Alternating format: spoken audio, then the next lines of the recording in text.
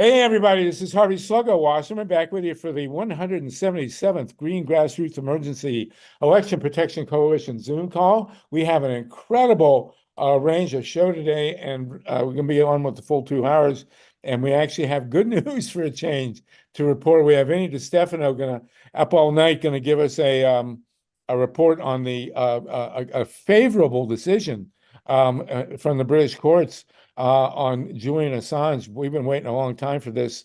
We also have David Swanson, the great peace activist, going to join us hopefully momentarily. Ken Bennett is joining us from Arizona. How you doing, Ken? Good to see you, Republican state senator.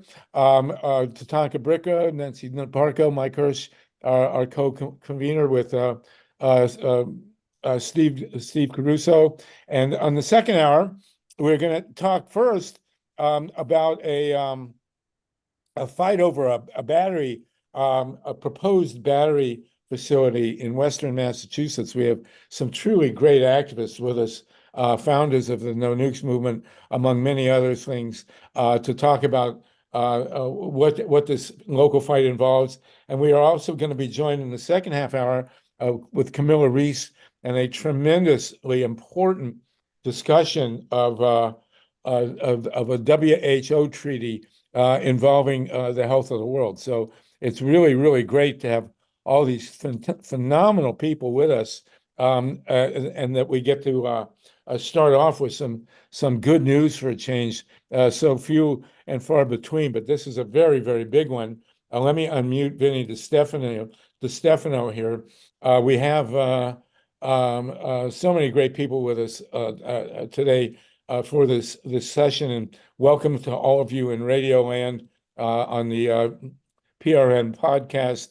We're joined also by a tremendous peace activist. David Hartsough is with us, really one of the stellar leaders of the movement. And David, I'm going to ask you to talk about this one instance you told me of the guys jumping off the ship. Do you know what I'm talking about here? One if by land, two if by sea. It is a truly amazing story that only David Hartsough could tell us. So really glad to have all of you with us. It's tremendously exciting. Cynthia Papermaster, back from her hunger strike. Cynthia, you look wonderful. You lost a lot of weight. How long did you hunger strike for? I don't know. But let's start with 20 days. How many? 20. Oh my God, you fasted for 20 days. I'm gonna have to start calling you Caesar after Cesar Chavez. That'll be a good one. Thank you for your wonderful work. So let's start with the good news. The good news, I won't even begin to characterize VINNIE DeStefano. Do you want to talk to us about this? Yes, I would love to, Harvey. Very early today, actually at about 4 o'clock our time, a decision came through. The UK High Court granted Julian Assange permission to appeal his extradition order on the grounds that the United States has failed to assure the court that Assange's right to freedom of expression would be protected if he was forced to stand trial. The two presiding judges, Justice Jeremy Johnson and Victoria Sharp, have allowed him to launch a formal appeal on his extradition because of this apparent violation of British extradition law based on the European Convention on Human Rights that requires the receiving country to allow an extradited person to have the right to free speech. Now, if you think about this, the United States is the birthplace of free speech, and the fact that he would be denied those rights in the United States is just, it's disgusting when you think about it. Now, Johnson and Sharp did not buy the convoluted arguments of James K. Lewis. More about him in a moment, because what he had to say about this case and about whistleblowers in general was frightening in the extreme. Arguing for the prosecution, he refused to back away from the previous prosecutor, Judge Cromber's claim that the U.S. could argue that foreign nationals are not entitled to protection under the First Amendment, at least as it concerns defense. In fact, and this is the frightening part, he went on further in an official statement that that should terrify not only all U.S. journalists, but everyone. No one, neither U.S. citizen nor foreign citizens, are entitled to rely on the First Amendment in relation to publication of illegally obtained national defense information that poses a threat to national security. He cited giving the names of innocent sources, but there's no evidence that Assange did that at all. As a matter of fact, quite the opposite. He scrupulously redacted his documents. Now, what this makes this victory in a case with so few victories is that it's the first time Assange has been given a real chance to argue that the indictment under the Espionage Act of 1917 and related charges violates his right under Article 10 of the European Convention on Human Rights, which provides, unlike Judge Lewis, everyone has a right to free expression, including freedom of expression to hold opinions and to receive and impart information and ideas without interference by public authority, regardless of the frontiers. Now, that is the exact opposite of what Judge Lewis said. And now, the good news is that this appeal can go forward. The bad news is that Julian stays in jail until such time as the trial moves forward. Now, we're very, very happy with this decision, but we're very disappointed, and our efforts will be to free Assange. That means getting him out of jail. He sits in Belmarsh prison. He's been convicted of nothing. Quite frankly, he hasn't even been tried for anything, and yet he's been in the harshest prison conditions for 5 years after 7 years at the Ecuadorian embassy. Now, that was the Tobacco Auctioneers version. It's good news. It is really good news in a world full of a lot of really bad news. Well, that's amazing. Let's celebrate our victory here. I wish to God that they'd let him out of jail. What if we offered to exchange prisoners and gave them Donald Trump in exchange for Julian Assange? Would that work? What do you think? Well, unlike Julian, Donald Trump is not going to go to jail. The Supreme Court is going to make sure of that. And he will be like Julian Assange, been accused of a lot of things. But the difference is Julian is being punished for his supposed crimes, and Donald Trump is not. It's unbelievable. It's really unbelievable. But thank God there's a little good news. And so they're not going to extradite him. He's not going to come to the United States in the near future. Well, now here's the caveat on that, is that this allows the appeal to go forward. Now, if I were a conspiratorial person, and I am, I would think to myself that Joe Biden is just trying to kick this can as far as he can down the road past the election. They have not given a date. The prosecution defense have to come back with responses the 24th in 4 days. But when the trial will take place, this appeal will take place, it's anybody's guess. But having said that, it is good news that he will finally get his day in court, because this is the most Kafkaesque thing about this case. He's been in a legal limbo, hadn't been charged, hasn't been tried, hasn't been convicted. So this is a case of a punishment first, trial later. Unbelievable. Well, I hope to God he survives being in jail, and I wish he'd get out ASAP. So let's hope. From your lips to dog's ears. We're joined by the great David Swanson. David, it's wonderful to have you with us. We're going to turn the podium over to you in a couple minutes. I'm sure you're going to have a lot to say about Julian Assange as well. Mila, go ahead, Mila. Yeah, Vincent or Vinnie, we keep hearing about how WikiLeaks exposed a lot of war crimes. But you have made me aware that not only have war crimes been exposed at WikiLeaks, but also extraordinary infringements on the privacy of American citizens by the CIA, and also interference in foreign elections. And I think that is all a part of the Vault 7 releases. And I wonder if you can fill us in about the Vault 7 releases and their significance. Excellent question, Mila. And if I read this in a James Bond style spy novel, I think, oh, this is crazy. But what the Vault 7 releases showed is that the CIA developed ways to hack into our smart devices, our smart television, our smartphones, our iPads, our smart refrigerators and toasters, and turn them into listening devices without a warrant, operating 24 hours a day, unbeknownst to the people that own them. And that's why the CIA, was run by Mike Pompeo, went ballistic, because they wanted this avenue to spy on citizens without having to even go to the very, very compliant FISA court. And now he hasn't been charged for the Vault 7 releases, but if he is ever extradited, there is no doubt that they would throw that charge when he got there. And he's already facing 175 years. Milo, there's one other thing you mentioned. Julian Assange is a equal opportunity outer. He's produced millions of documents on the United States, on Iran, on Russia, on Scientology, on all kinds of malfeasance and criminality by large organizations or corporations.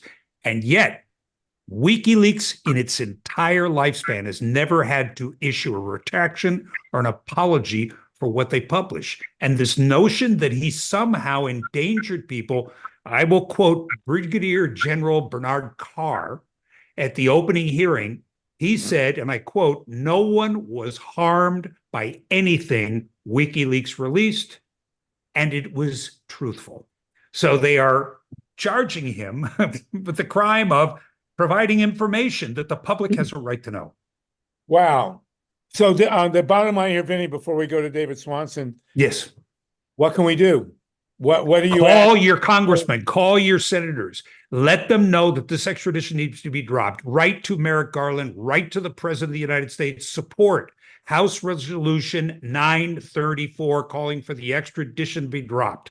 This is a equal opportunity, a chance to defend the Constitution. Republicans, Democrats, Libertarians, Communists, Socialists, anybody that believes in freedom of speech should be behind this case 100%. And is there a central website or Yes, there is. There's AssangeDefense.org. If you would like to see the proceedings and the interviews, you can go to the YouTube channel of Assange Defense or Stella Assange .org. Excuse me, StellaAssange.com. Both of those YouTube channels have they can't broadcast the proceedings, but they had the entire circus that was outside the court, and many, many people speaking and being interviewed, including by the great Matt Ho, who is working for Assange Defense on this. Fantastic, fantastic. Okay, everybody, gear up. Let's do this. And Wendy Lederman, you want to say something? And then we're going to go to David Swanson. And by the way, I want to welcome Anna Georgie to the call. Anna's my old clamshell buddy from Western Mass. And in the second hour at 6 o'clock Eastern, we're going to jump in and talk about her local fight on a battery facility. And then we're going to go to the WHO and a treaty nobody knows about with Camilla Reese. So that's up in the second hour. Anna, glad to have you with us. Wendy, go ahead. Okay, you're muted. Oh, I got to unmute you. There we go. There you go. Thank you. If Steve wants to co-host me, please. Sorry, I'm late. It's computer problems. I just wanted to say really quick that and I'm really sorry that I missed that beginning statement, but I have been following. I just want to encourage everybody to really double down on your action for Assange and for Julian right now, because as I kind of projected in a private meeting with us, that sometimes courts, especially if they're trying to cover up for other naughty courts, will make very performative measures to look like justice is in effect and happening. And so really right now, Julian's life and his case, press freedom, democracy, everything, it all depends on us using our voices and not letting him become invisible, and just keeping him in our voices, in our thoughts, in our hearts, and part of the daily conversation on what the implications of his case and just what a hero that he deserves our support. So double down, because this is it's a tricky game that the courts are playing. Thank you. Thanks, Vinnie. You're awesome. Thank you. Vinnie, you're great. And I don't want you to go to sleep just yet. I want to introduce David Swanson. Are you with us here, David? Can you are you unmuted? Hi, Harvey. How are you? Good. How are you? Okay. I don't see you, David, but and oh, there you are. Okay, there you are. You got a nice orange shirt on. Obviously in honor of our first president to go to prison, So David Swanson, I can't even begin to describe. I want to.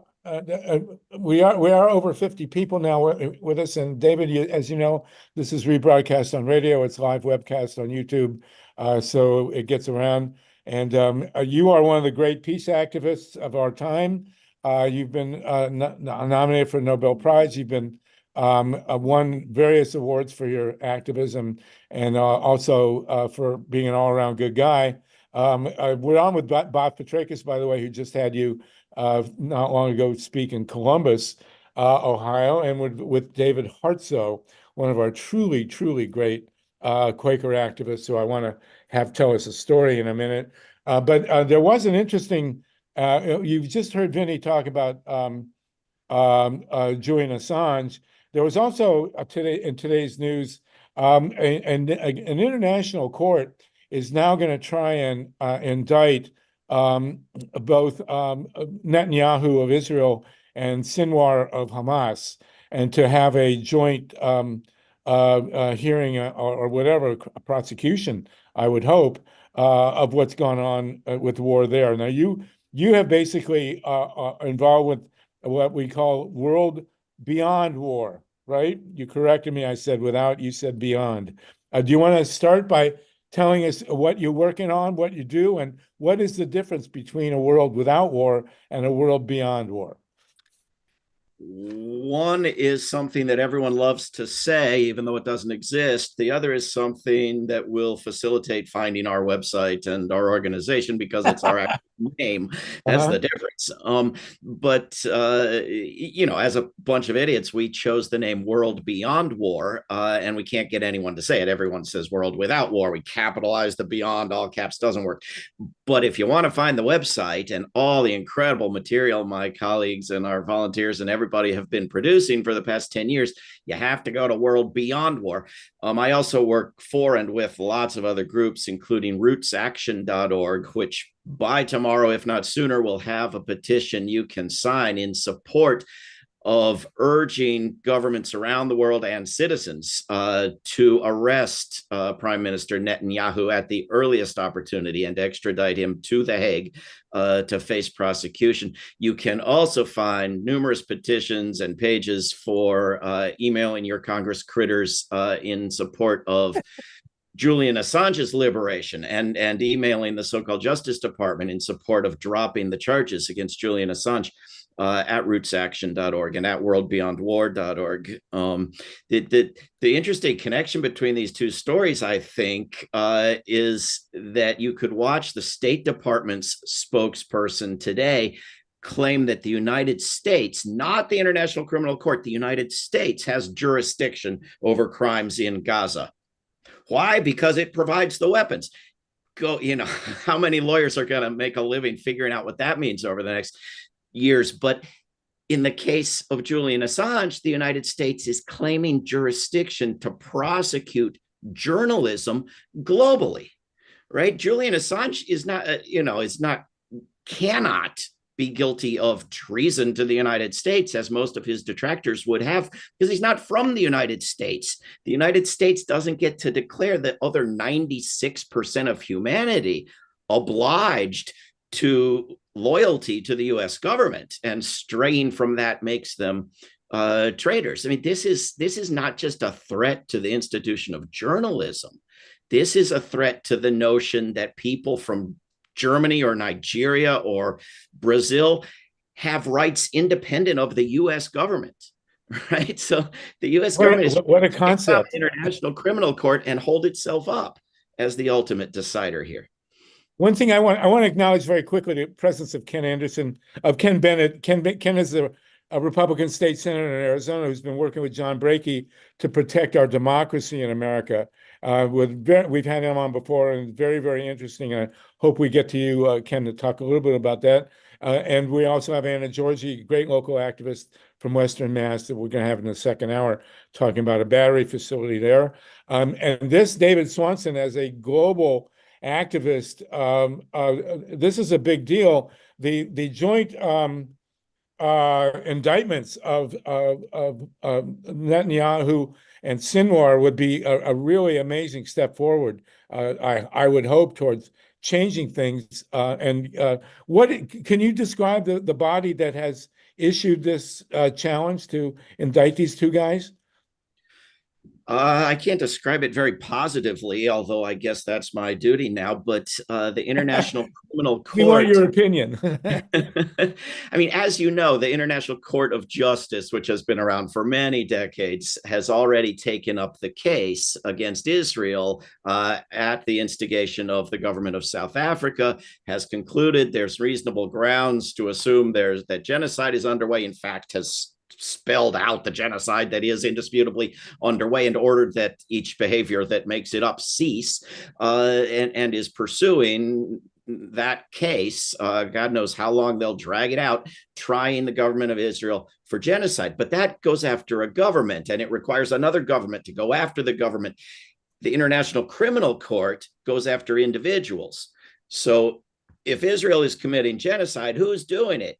The prime minister, the minister of war. And so these individuals, and of course, the United States, the next step is top US officials who are providing the weaponry, who are providing the legal defense, who are pushing the propaganda, who without whom nothing could be happening in Gaza. And so Mr. Netanyahu is now subject to arrest should the good citizens of Israel find the means to do it. Should he step outside the borders of Israel and set foot somewhere where people are good enough to do it, or where a government is good enough to do it? And of course, the US Congress, the Senate, has been talking about inviting Mr. Netanyahu to come and spew his propaganda to a joint session of this clown show. And I think that's even more likely now. I think they're going to say, oh, we have to stand up to this notion of the rule of law in support of the rules-based order, and might makes right, and we run the world. I think we're going to have an opportunity for everyone to participate in a citizen's arrest of Bibi Netanyahu in Washington, D.C. before too long. Well, that would be great. There are few people on earth I despise more than Netanyahu and Sinwar. And I think the two of them should stand trial together with Trump. That would be an interesting scenario as well. David, let's talk about your broader work for peace. Tell us what you do in general to get us to a world beyond war. Well, the general theme of World Beyond War, that's a little bit different from thousands of other wonderful peace organizations across the world, is that we try to nudge people and groups and institutions toward abolition, toward the work of eliminating all wars, opposing both sides of all wars. Yes, prosecute Palestinian war criminals as well as Israeli war criminals without pretending they're equal, and without, for God's sakes, the ICC putting in stuff about rape that hasn't got any evidence behind it. But we try to push people toward opposing the buildup towards wars, the militarism, the weapons industry, and not just a particular war. So when student activists are asked, what are you trying to get your university to do? And some of them say brilliantly, complete transparency and divestment from all weapons. Why are they in the business of profiting off blood when they should be in the business of education? That's what we want. We want to take that little step from Israel's doing something wrong, and almost every weapons company in the world is doing something wrong because it works with Israel, to war is wrong. It's wrong on both sides of every war, and we need complete divestment from war profiteering by everybody. And so we do educational work and activist work toward that end. We do divestment campaigns, so we do campaigns to close bases and to protest and pass legislation and block trains and block ships and stop weapons shipments. Everything we can do to give people the understanding that war abolition is completely possible, and to move us in that direction. Wow. That's well, as A.J. Musty once said when he was asked about what it's like to devote your life to activism, he said that the pay's no good, but the work is steady. Oh, the work is more than steady. Yeah, Yeah, it's like, absolutely. so David, I actually spoke, I think in your, somewhere in, was it a church in Virginia? You're in Charlottesville, right? Yeah, yeah, you've been here. Yes. And Charlottesville, of course, in the shadow of Monticello, former home of Sally Hemings and her stud Thomas Jefferson. I want to bring in David Hartsough. David is, as I mentioned earlier, is one of the great peace activists of our time, along with you, David. And David, you once told me a story that I want to paraphrase if I can. You told me, and correct me if I'm wrong, that you were in like a peace flotilla next to a warship. And a bunch of the sailors on the warship, you guys had a megaphone, and you were talking about the war in Vietnam and how these guys were being used and turned into cannon fodder. And at the end of your talk, seven of the sailors jumped off the ship. And did I make that up, or was I on some drug, or did I hear it right? Is that actually what happened? Could be both. That's the essence of the story, yes, and that's true. That is mine, but what year was that? 1972, and the U.S. had started bombing Hanoi and Haiphong, which were, millions of people lived there, and we were living in Philadelphia at that time, and when we heard, families were getting killed, what's happening in Gaza now was beginning to happen in Hanoi and Haiphong. We decided we had to somehow put our bodies between those bombs and the people who are going to get killed. And at Earl, I think it was Earl Naval Weapons Station in Leonardo, New Jersey, we found was shipping arms every week, ships loaded with munitions. And when we went up to look at it, there were cartons of anti-personnel bombs and napalm and all the rest of it. And so we had some canoes and we went up. Oh my God. And started we said, we're going to block the ship. We're going to actually put our bodies between the bombs and the people in Vietnam that are getting killed. And for 6 days, we're out there while they're loading more munitions onto the ship. It was horrendous to see. And finally, some of them told us that on the next morning at 6 a.m., the ship was leaving for Vietnam. So we were out there very early that morning, paddling madly to try to stay right in front of the ship. And as the ship raised anchor, 7 of the sailors jumped off of the ship into the ocean and started swimming toward our People's Blockade, is what we called it. And luckily, that was in the New York Times and the Evening News. And unfortunately, the guys were all picked up out of the water and put in the brig of the ship.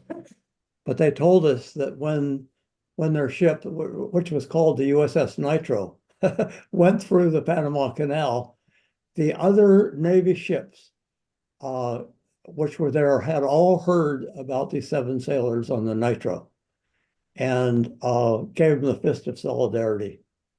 And actually, that blockade, we continued all that summer, but it also continued on the east and west coast and down in Charlotte, not Charlottesville, on the coast of Virginia, Norfolk, Virginia. There was an aircraft carrier getting ready to head off to Vietnam. And again, we were there with our small canoes and sailing boats to block it. And they actually took grappling hooks and dumped us into the water and then picked us up and put us face down with guns pointed at us onto the Coast Guard ship. But at any rate, the last hour before that ship left, 50 of the sailors on board went AWOL. Oh my God. And so, as I say, and word about what happened in those places, went to the Navy people around the world. And I like to think that our courage gave courage to these sailors, the Navy men, and their courage gave courage to lots of other people in the military. And if you've seen Sir, No, Sir, that's one of the reasons that war stopped, a major reason it stopped. The American soldiers were not willing to fight it anymore. So Wow. never underestimate what even a small number of people can do. Well, David Swanson, I assume you know David Hartsough, and you guys, is this the kind of stuff that you do, David Swanson? This is the kind of stuff David Hartsough has done for decades. And when you say David Hartsough's got a story, there is no knowing which of hundreds it's going to be. And they're all that good. And a lot of them are in a book called Waging Peace. Yeah. Which those of you on video, David Hartsough is holding up his book, Waging Peace. This is, required reading. I mean, set aside the syllabus for, your pro-war U.S. history class and read that, and you'll be in good shape. Well, and tell us, David, about your books. You've written a bunch of books, and you also have co-founded with Jeff Cohen and Norman Solomon, both of whom have been on with us, Roots Action. Can you tell us about Roots Action as well? I think Jeff and Norman may have co-founded that a few seconds before I joined it. David Hartsough and I co-founded World Beyond War. And yeah, I've got lots and lots of books. You can go to davidswanson.org and click on books. But one I've got just coming out this month is co-authored with a great peace activist named Medea Benjamin, and it's called NATO, What You Need to Know. And this is part of pointing people toward the general understanding that if there's a problem with one war, take a look at all the other wars. And if you got a problem with those, take a look at the biggest institution of war making ever to have existed on the planet, namely NATO, which is, 2/3 of military spending and military activity.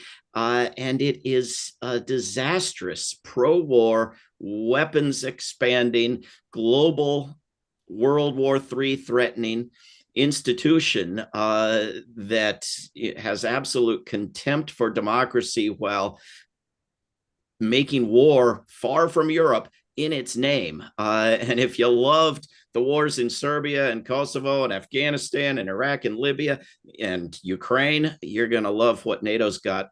I just watched the NATO Youth Summit from last week on YouTube, and they've got admirals and generals on there telling everybody, be ready for war. They call it resilience. We must have resilience. I call it idiocy. Yes, and there's a great quote. I just finished watching the series on Ben Franklin, which was what it was. But as Ben Franklin said, there's no such thing as a good war, and no such thing as a bad peace. And I think you two guys, you two Davids against the great Goliath here, epitomize that. David, do you want to say something or before we go to Marilyn Bernstein and then Mike Hirsch? Go ahead, no, David. I was just going to say my most recent arrest was at Travis Air Force Base, blocking workers going in to load bombs onto planes to go to Israel to drop on Gaza. So I encourage everyone to check out, what's happening in your community, military bases, war profiteers, and get in the way. And speak out as loudly as your conscience calls you to do. Well, there you go. And we just the had government needs young men to fight the war, or young people to fight the war, and the rest of us to pay our war taxes. And 50% of every person's taxes go for war. And another of David Swanson's excellent books is called War is a Lie. And that's the only way they can have wars, is to lie to people. And if you look at the history, every war is based on lies. The government has to tell us lies to Right. make us believe this is a good thing. Right. And the problem with conspiracy theories is that so many of them are true. If you look at how we got into the Mexican War, the Spanish War, World War I, possibly World War II, Pearl Harbor, and certainly Vietnam at Tonkin, the Tonkin Gulf, they're all based on lies and so-called conspiracies that the conspiracy theories get right. And I think Harvey, getting back to Julian Assange, I think he'd be free if Russiagate hadn't happened. If people tell lies enough times, it just becomes common wisdom, evidence-free. And then you have the appropriate follow-through, anger at those supposedly involved. And it's absolutely disastrous. I mean, the number one thing you could do right now to prevent nuclear apocalypse is to debunk the general understanding of what has happened in Ukraine in recent years, which is a pack of lies. It's truly amazing. We have 60 people with us. One of them is David Swanson. Marilyn Bernstein, before I go to you, I wanted to ask David Saltman, my old buddy. We also have Carl Grossman with us, one of the great heroes. And of course, in my world, stopping nuclear weapons is inseparable from stopping nuclear power plants. The two are Siamese twins here. David, what do you think of this indictment? I don't know if it's an indictment of Netanyahu and Sinwar together. David is a great expert in international law when it comes to Israel, and also a longtime journalist, Emmy-winning journalist. We also have Maya Rossman is with us. David, do you want to comment quickly on this joint action being taken against Netanyahu and Sinwar? I don't really have too much inside information. Okay. That ship sailed a few years ago, but I did learn from one of my people in Italy. Maybe everybody knows this, I don't know, but I just learned it from some guy in Italy that George Clooney's wife was instrumental in setting this up. Do you know? Have you heard this? No, I haven't. What's her name? Amal Clooney is a very well-known international lawyer, human rights lawyer, or human wrongs lawyer. I'm not sure which. Anyway, she was apparently instrumental in convincing the prosecutor at the International Criminal Court to seek these indictments. The indictments have not been issued. The prosecutor has asked for them to be issued. A judge, and I'm not sure I'm not an expert on this court, but Okay. some judge or panel of judges needs to actually issue the indictment, which means that any of the principals who enter any of the countries that subscribe to the ICC convention, those principals could be arrested. Well, as David Swanson has suggested here, that if Netanyahu actually comes to the United States, there could be a very interesting attempt to make a citizen's arrest. I don't think Sinwar will be invited to speak to the U.S. Congress, but that would be a great trial if it ever happened. Thank you for that, Dave Saltman. We got so many Davids today. Yeah, really. Davids have to stick together. Solidarity with Davids. Well, you all kind of resemble that statue in Florence. So anyway, David Swanson, David Hartsough, do you want to comment before we go to questions? We got Marilyn Bernstein, Mike Hirsch, Michael Reason, and Tatanka Bricka waiting in line. No? Okay. Go to the line. Marilyn Bernstein, please. You're out in your garden. What do you got there? Oh, I got to unmute you. I'm sorry. Let's get you unmuted. And Mike Hirsch, if you can unmute as well. Go ahead, Marilyn. I actually raised my hand during the Julian Assange discussion. I had done those postcards for him, and one of them came back to me on Saturday with a member of the House his name and address blacked out with black magic marker. It was very odd. Uh-oh. All right. Well, let's keep an eye on it. Keep sending those postcards. Mike Hirsch and then Myra Reason. Thanks, Sluggo. Great to see you, David. Every time I see you, I remember all the things that we've done in the trenches, whether it was after Downing Street or sitting in Conyers' office or going all over speaking out for peace. And I just wanted to remind you and ask you to comment on one of the things that you said. Working for peace, it seems like it's an endless struggle. We don't really have much to applaud, but you said something like every day we don't go to war with Iran is a victory.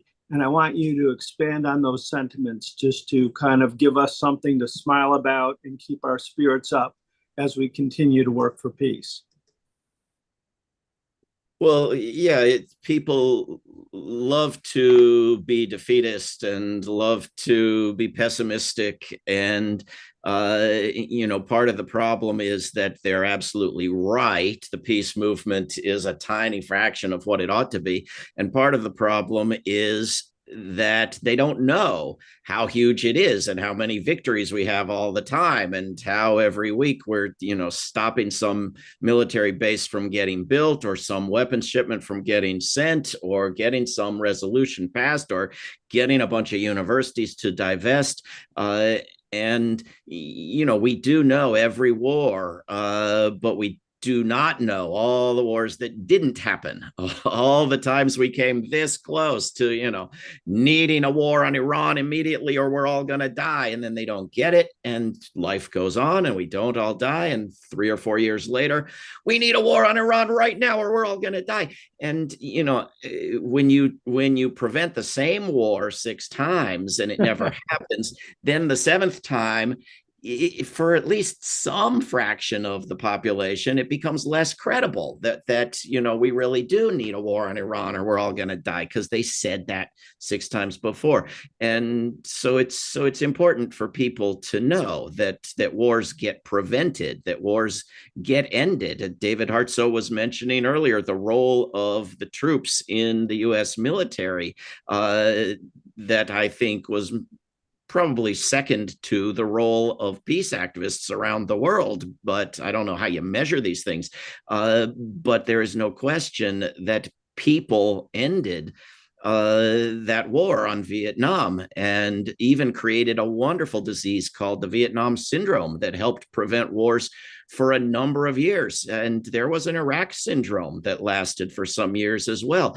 But then the lessons get forgotten.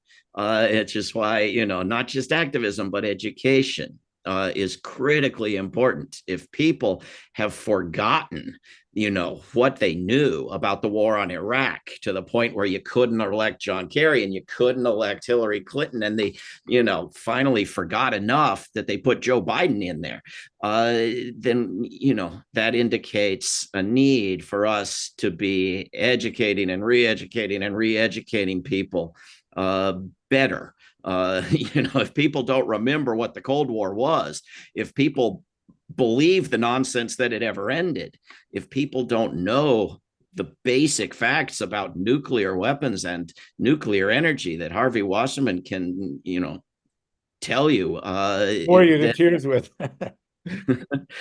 I mean, if you go watch an Oliver Stone movie or one of these documentary, propaganda films about the glories of nuclear energy, you just have to go talk to Harvey Wasserman for like 3 minutes and it's all gone, and it's like, well, when you talk about wars that didn't happen, I mean, the only reason there's still a human race is because of the peace movement.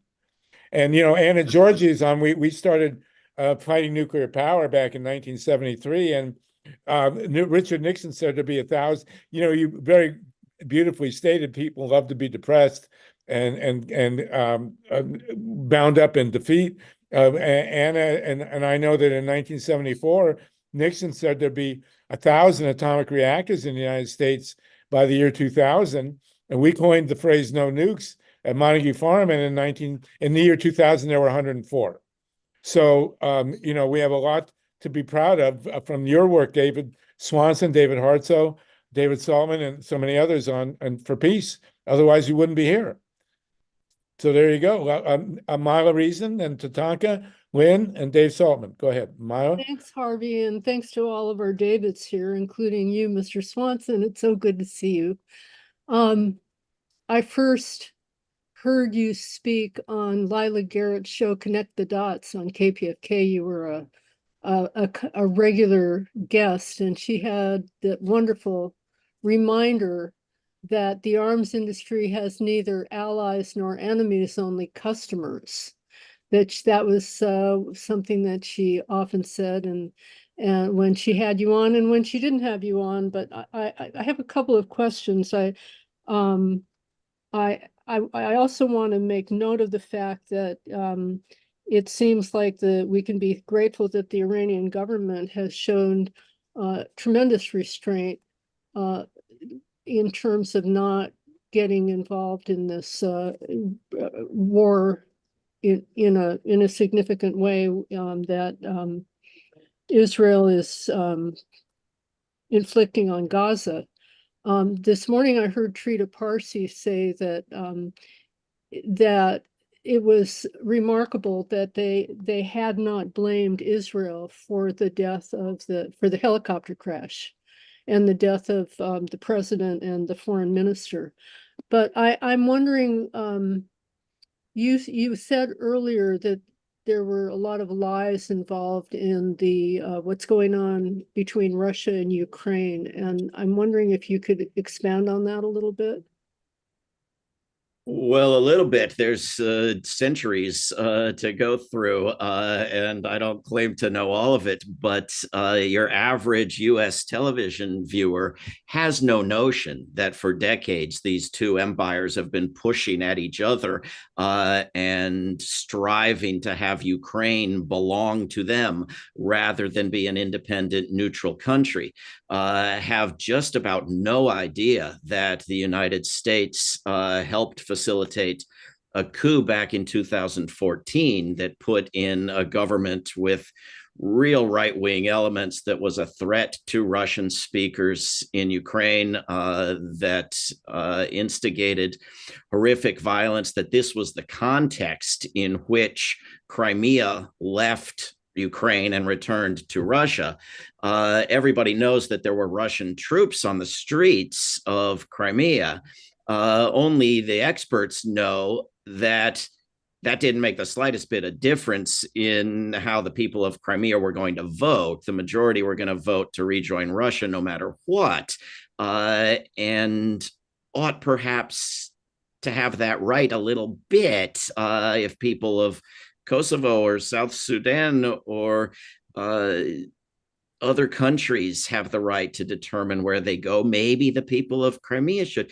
Just about nobody knows the violence that was inflicted by Ukraine on eastern Ukraine for several years, and the conflict that was growing and growing, and the threats, and the fact that the agreement that was made with Ukraine by the Western nations, the Donbass, the second Donbass agreement, what were the agreements called? The Minsk II agreements. There was never any intention to comply by the West. That all you needed to avoid a Russian invasion was to comply with the agreements and treat Eastern Ukraine as having some degree of autonomy and independence and the ability to follow the will of its populations, and you would have been fine. But it was a scam. There was no intention. Almost nobody knows that after Russia invaded, Russia and Ukraine sat down in questionable NATO member Turkey and came to an agreement and were ready to end the war, and that the United States and the United Kingdom said, oh, no, you don't. Oh, no, you don't. Very few people know of the groups and individuals within the United States government, including the Rand Corporation from lovely Santa Barbara, California, that wrote reports years ago just what you would have to do to get this sort of invasion and war going, and that the West followed those steps. I mean, this is just public stuff. and so when you have year after year after year, both sides claiming imminent victory, both sides claiming moral responsibility to keep the slaughter going indefinitely to the last Ukrainian or Russian, and just blacked out, whited out any information on the attempts by Russia and Ukraine, with proposals coming in from around the world to negotiate peace and stop the killing, with the United States and NATO saying, oh, no, you don't. You cannot stop the killing, and we will give you unlimited weapons to make sure you don't stop the killing. And that's called aid. That's called humanitarian aid, your good civic global responsibility to aid Ukraine by keeping the slaughter going with more weapons. And the only alternative, supposedly, is to lie down and die. Is Putin wins. That's your alternative. But you negotiate an agreement. The people of Ukraine could have used nonviolence themselves, and many did, and with incredible accomplishments without any organization or support. But to fuel this violence that is killing Ukrainians, and they're now dragging people off the street and emptying out the prisons to fill the military in Ukraine. This, to call this aid and goodness and decency, and this is a good war, while the war on Gaza is a bad war. This is just the heart of U.S. propaganda, and at some point we're going to have to overcome it if we're going to survive. Wow, very powerful. Amira, can I move on to Tatanka? Is there anything else you want to jump in with David Swanson? Okay, Tatanka Bricca, you're with us. Tatanka, Yes. David, in the time since we last spoke, has become the chair of the KPFK board in Los Angeles. Thank God. And we will be, by the way, we will be doing next week. We're not going to meet, by the way. It's Memorial Day. I don't want to impose on people's holiday. But in June, we will have a session on Pacifica, David, which I hope you'll join in with us, or at least be aware of. We are making great progress at the Pacifica Radio Network. We may actually soon have a great workable, functioning national peace network on radio. It's a great possibility. Milo is a big part of it. Tatanka has now become a major player as the chair of the KPFK board. Tatanka Bricca, what would you like to say to David Swanson? A couple of comments and then a question for both Davids. First, I want to thank you both for your lifelong commitment to peace and nonviolence, inspiring to us all. On Ukraine, some of the people here on this show know, in 1976, 1 week after I concluded a leadership position for David Harris's run for the U.S. Congress, I was recruited by a couple at Stanford Research. They wanted to recruit me to be the head of the Ukraine division. I learned in 1976, they said in 15 years, there will be no Soviet Union. And when I pretended to want the position, which was paid well into the six figures, I wanted to find out as much as I could. And what I found out was, I said, well, I know you have a 50-year plan. And they looked at each other. They said, you're really interested in the job? And I said, yes, I'll seriously consider it. They told me that shortly after 2000, the U.S. would be at war with whoever the president of Russia is. And I said, why is that? And they said, to go after our real enemy. And I said, who's that? And they said, China. So that was like, these people have 50-year plans, and everything that David Swanson was talking about, the violence that went on there in the Crimea also implicated the CIA and their choice of who they wanted to be in leadership in Ukraine.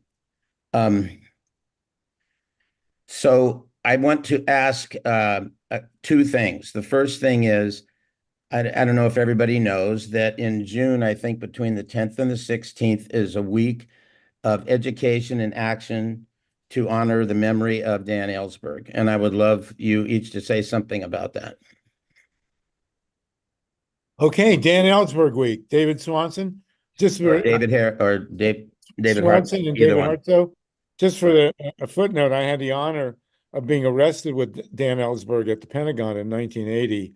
And then we all went out to dinner. So that was really a great memory of Dan Ellsberg, who's been on this. Dan has been on this podcast as well. Whatever we are, GREEP. David, and then David.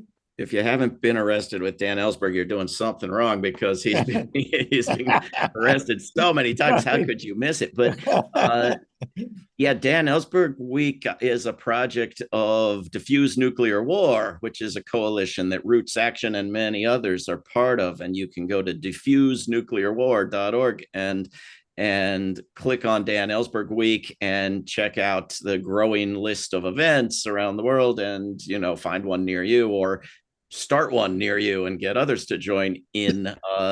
One of them that I'm fond of, thinking, having mentioned the Rand Corporation and Santa Monica, many of us want to get the alley behind Santa Monica, behind the Rand Corporation in Santa Monica, named for Daniel Ellsberg, and think it would be very appropriate. It's a different building now, but it's the place where he took what ought to have been public.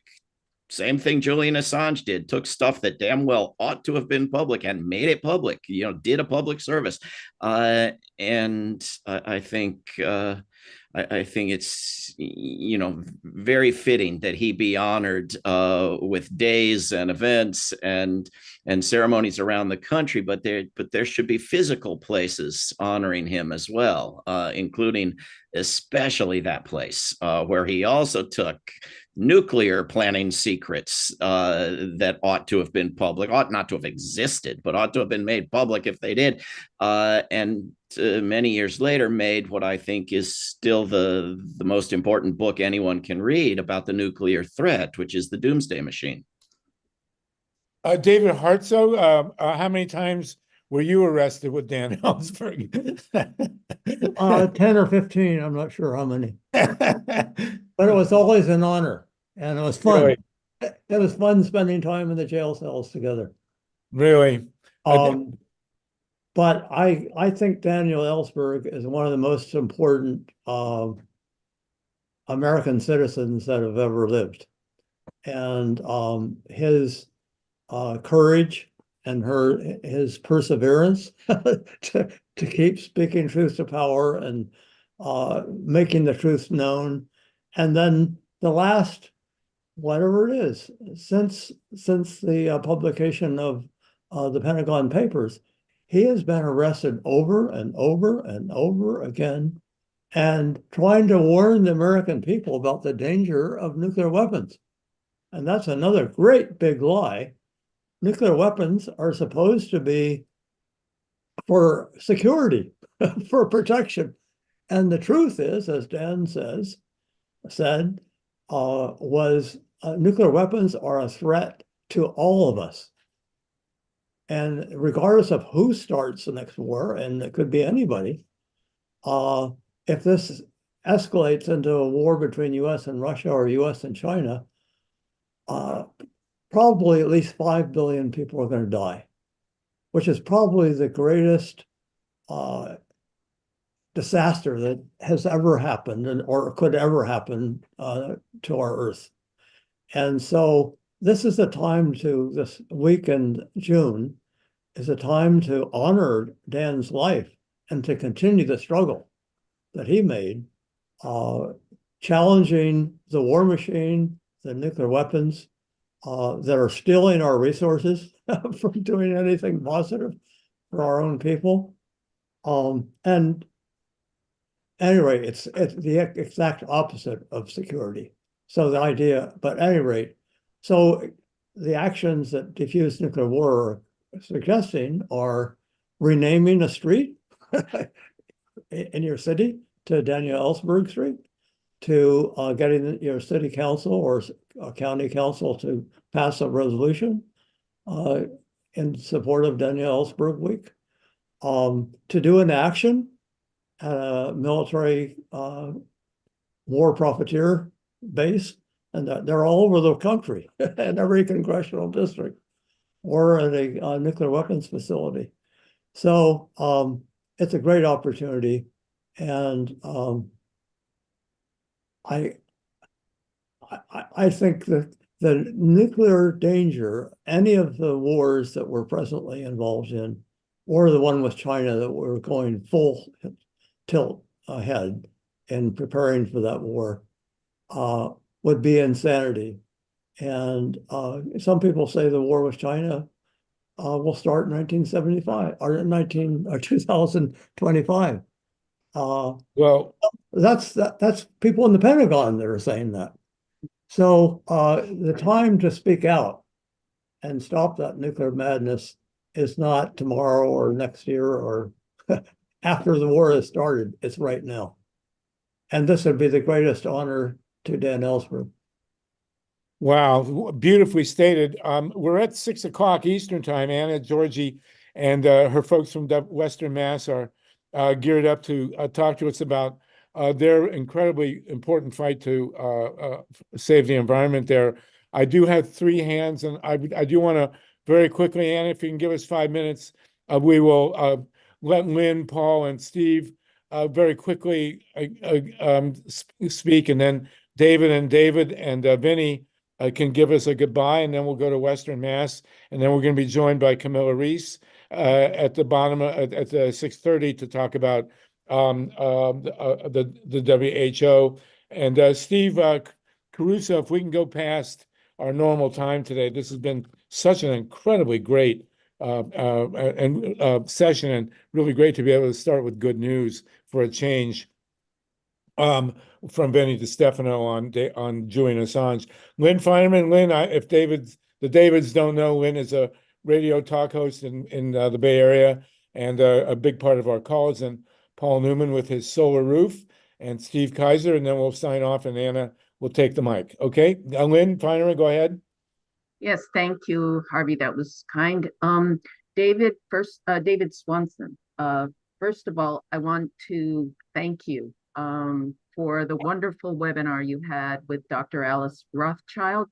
And that prompted us to interview her for Women Rising Radio. That program will be coming out soon as a part of a 2-part series on what's happening in Israel, Palestine. So thank you very much. And thanks to the generosity of Greta Zara, who works with you. You got a shout out, both Greta and World Beyond War in our program, and we'll get a shout out in the second one. My question is, I have always just presumed that the reason for the Ukraine-Russia mess is that the United States wanted to surround Russia and was playing its basic war game. And so Russia responded in its desperation. Do you agree with that assessment? Not if desperation suggests rationality or legal or moral defensibility. No, of course it's the desperation. How else would you describe a mass murder campaign? But when it's a desperate move to stop NATO, that everybody from my next door neighbor to Vladimir Putin knows is going to be the biggest boost to NATO ever experienced by NATO. That's madness. You know, if it equals the madness from the other side, which is, oh, expanding NATO got us this disaster. Let's have more expansion of NATO. You know, but to suggest that the problem is entirely on one side is just false. But go ahead. Yes, thank you. We're running out of time, and I know we're imposing on you. Lynn, thank you for that beautiful question. Much appreciated. Paul Newman, Steve Geiser, and then we're going to wrap up and go to Anna. Paul Newman, are you unmuted? Oh, sorry, let's unmute you. Thank you, and thank you, David. For that, Lynn. I'm against war just as much as you are, and but what happened, what I know about it, I'm just comparing notes. What I've learned is there was 2014 was an orange revolution because the majority of the people in Ukraine want to join the European Union, number one, and their leader was a puppet under Putin. And so they wanted him out. And I find that during that revolution, there was a lot of courageous things that happened because hundreds of people died in protest.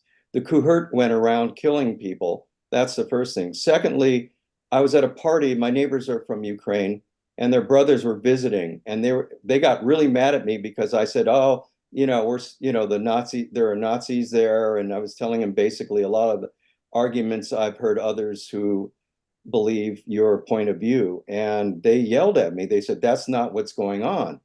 Putin came in there and he was committing war crimes. The NATO argument, Putin came in there, according to Malcolm Nance or Nunce or whatever that guy's name is, was because, this is my notes that I'm comparing with you, just, with all due respect, but was because he really did want to take Ukraine and for its resources.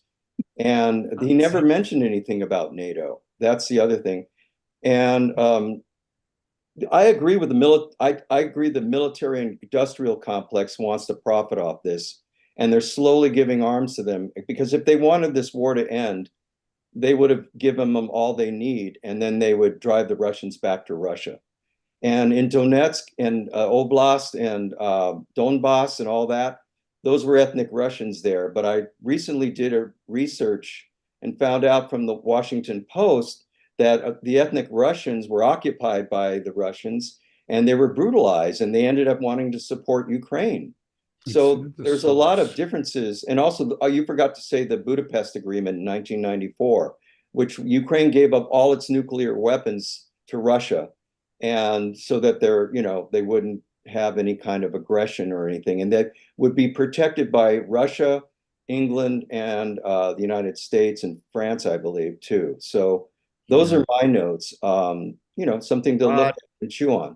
A lot of truth and a lot of mistakes in there. And I don't know that we have time. I think it's important to know that the lesson should not be that Ukraine should have kept its nukes and everybody should get some, because that too will kill us all. I think it's, of course, the case that Russia has a horrendously awful government, as just about everybody does, that Russia has imperialistic aspirations, that the Russian military has done a horrendous, mass murderous criminal thing. It is certainly not the case that Vladimir Putin never mentioned NATO or didn't care about NATO, or that's the central tenet of the peace agreement that could have ended this thing 1 month in wasn't precisely Ukraine stay out of NATO. I mean, listen, this is you've made me. We will definitely have another session, David, when you're willing to come back. And Paul, thank you for raising all that. I would say that the Ukraine situation is almost as complicated as the Middle East situation. We're in the frog and scorpion role here, and I'll let that go. So if you guys will come back, we want to go deeper in detail. I got a great session coming up here, and you got. I've got a couple of quick questions. I'll be very quick. All right, David Hartsough, maybe the deployment in Belarus of those mobile tactical nuclear weapons is part of the population reduction plan, because if we get rid of 5 billion people and get it down to around 3 billion on this planet, it'll be a lot less stress.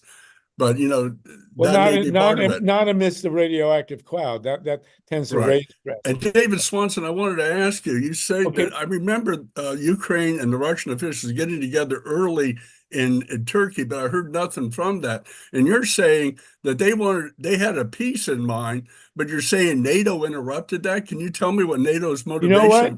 I'm going to leave that hanging. I'm sorry. We will come back to that, David. And David, you have unofficially committed to another session where we will go into the deep details of these two. We want to definitely have you back. Steve Kaiser, thank you. And Paul, thank you for that. And we don't want to go into the deep weeds here, because too many of us smoke too much weed. But nonetheless, David Swanson, David Hartsough, and Vinnie DeStefano, can you give us a quick sign off? And then we're going to go to Anna Georgie, Court Dorsey, and my favorite haunts of Western Mass. David Swanson, we are honored, by the way, to have both of you with us. You guys are great activists, great role models, and you're part of this community, whether you like it or not. Thanks, Harvey. We like it. And the answers to all the questions are at worldbeyondwar.org. Well, that was quick. David Hartsough, thank you. David Hartsough. And thank you, Harvey, and everybody for what you're doing. I just want to say one hopeful, very hopeful thing is the young students at the university and colleges that are rising up and building encampments are speaking truth to power, risking their own lives and futures to try to say no to this madness in Gaza. And I think that they're an example of, I mean, we need to have hope for the future. They bring us that hope. So thank you. And thank you, David Hartsough. And we have a good decision today to celebrate. Vinnie DeStefano, you want to take us out, and we're going to go to West. I will. First, I want to thank both of the Davids for their insightful input on this call. It was really terrific. Thank you for recognizing Daniel Ellsberg. I would add one thing. Cy Hirsch, in his wonderful obituary, mentioned that Daniel Ellsberg always had the best tie stick available. So thank you, Harvey, for always giving a platform to Assange defense, all kidding aside, and for a wonderful show today. Well, thank you. Unfortunately, we're not going to meet next week, but David, Vinnie, thank you. Go get some sleep, but first put up all the links. We are not passive here. We want to be activists. We want to help with Julian. Call the Congress members, and even call the one with this phrase that has now entered the American lexicon, the bleach blonde, bad built, butch body. You can send her a call too. And thank you so much, Vinnie, for being with us. And let's pray that Julian Assange gets out as soon as possible. Okay. Wow. Holy cow. Now it's fantastic. We have 50 people with us, and we're going to go now to a session with Anna Georgi, Court Dorsey, and others. This is a classic local fight over a battery facility in Western Massachusetts, where my heart still resides. And then after that, we're going to go with Camilla Reese to a session on the World Health Organization, an important treaty nobody knows about. But Anna Georgi, take us away now, please. Explain to us what's going on in this important fight and how you intend to win. We will. Great to be here. Thanks so much, and to be part of this amazing program this evening too. And I'm here with two of our colleagues from our group, which was founded in October, early October, called No Assault and Batteries, NAB. And you can see what we're up against if you go to nabunited.org. And before I introduce my colleagues, I just want to say that I also work with the Trap Rock Center for Peace and Justice. And since October, it has been extremely difficult because, there's Gaza and then the battery storage, local fights, and the big war and horrors and work to do there. And it's just structurally really a shame that we have a peace movement and a climate movement, because so many of us know that the climate is extremely affected by war and the incredible waste of resources, financial and human, that go for militarism and war, are really exacerbating and causing the climate crisis. So anyway, just want to say that. Our local fight is something that is what we call wrong project, wrong place. And the two people are with me from our group. I'm going to introduce them, and then they'll speak one after another. Court Dorsey will talk about what this project is and why we feel so strongly about it. Court's a performer, a musician, and theater performer. There he is. He's a mediator, and he's also an old Clamshell Alliance guy, and toured the country with Bright Morning Star in the 80s and after. He's going to describe the project and introduce one of our local wonderful experts in Wendell, which the corporate new leaf who's behind this project wished what didn't live here. Bill Stubblefield has a PhD in biology, and he's been very active for wildlife preservation and a great expert. And he'll give us something about the big picture, because we thought we were just posing this project in a very bad place in our community. And it turned out to be a state and, statewide and more project. And behind this field is where Laurel Facey, another member of our group, who I hope will also say a few words. She lives on Sugarbush Farm. They make maple syrup and a lot of other wonderful things, and she's very active. Lumber. So Court, take it away. What is this project? Okay, so let me thank you. It's great to be here, and thank you, Sluggo, for having us. I really appreciate it. So just to set the stage a little bit, if you imagine a town of about 900 people, it's been curating a greenway for over a century. It's part of a wildlife corridor. 70% of the land mass of the town is in protected forests. And that corridor stretches from the Connecticut border in the south all the way to the New Hampshire border in the north. It's a contiguous greenway in which wildlife are known to pass. And so now let's clear cut 11 acres of forest, pave over 2.5 of them, and plop down, get this, 780 lithium ion batteries, each one 11 feet by 8 feet by 5 feet. It's the size of one of those industrial shipping pods. It each has its own air conditioning unit running around the clock. It's surrounded by a 25-foot plastic wall because it makes so much noise that wildlife can't stand it. It's got bright lights. Now let's say that that greenway runs through the town of Wendell, right next to the Wendell State Forest. And there's an undisturbed wetland there with an aquifer under it, one of the most promising for the town. Now, is that wildlife corridor a good place to plop down 780 lithium batteries on it? And not only that, if there's a fire, lithium fires have to be buried under 3.5 feet of concrete to suppress them. And then when you take the concrete off, boom, there it goes again. So a town with one fire truck in the middle of a forest on top of an aquifer, and we're going to try to bury it under 3.5 feet of concrete if there's a fire. So what we feel in Wendell's, we have to be able to talk and chew gum at the same time. And that we want to promote the use of solar, but we also want to protect the trees that sequester carbon. You can't cut down the trees for industrial solar to accommodate batteries that can burn down the forests. It's like we're all thinking about climate resilience and transitioning to solar, and we need to protect local democracy. We have written bylaws. Recently, there's one there which is in the Attorney General's office to be considered.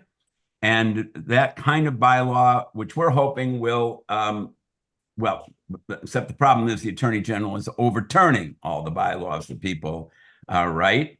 And I want to introduce Bill Stubblefield now, who is another person that we work with. I don't see him on the screen yet, but he'll talk a little bit about what the bylaw is all about and what the state laws are that are overriding home rule. Let me set the geographic stage here.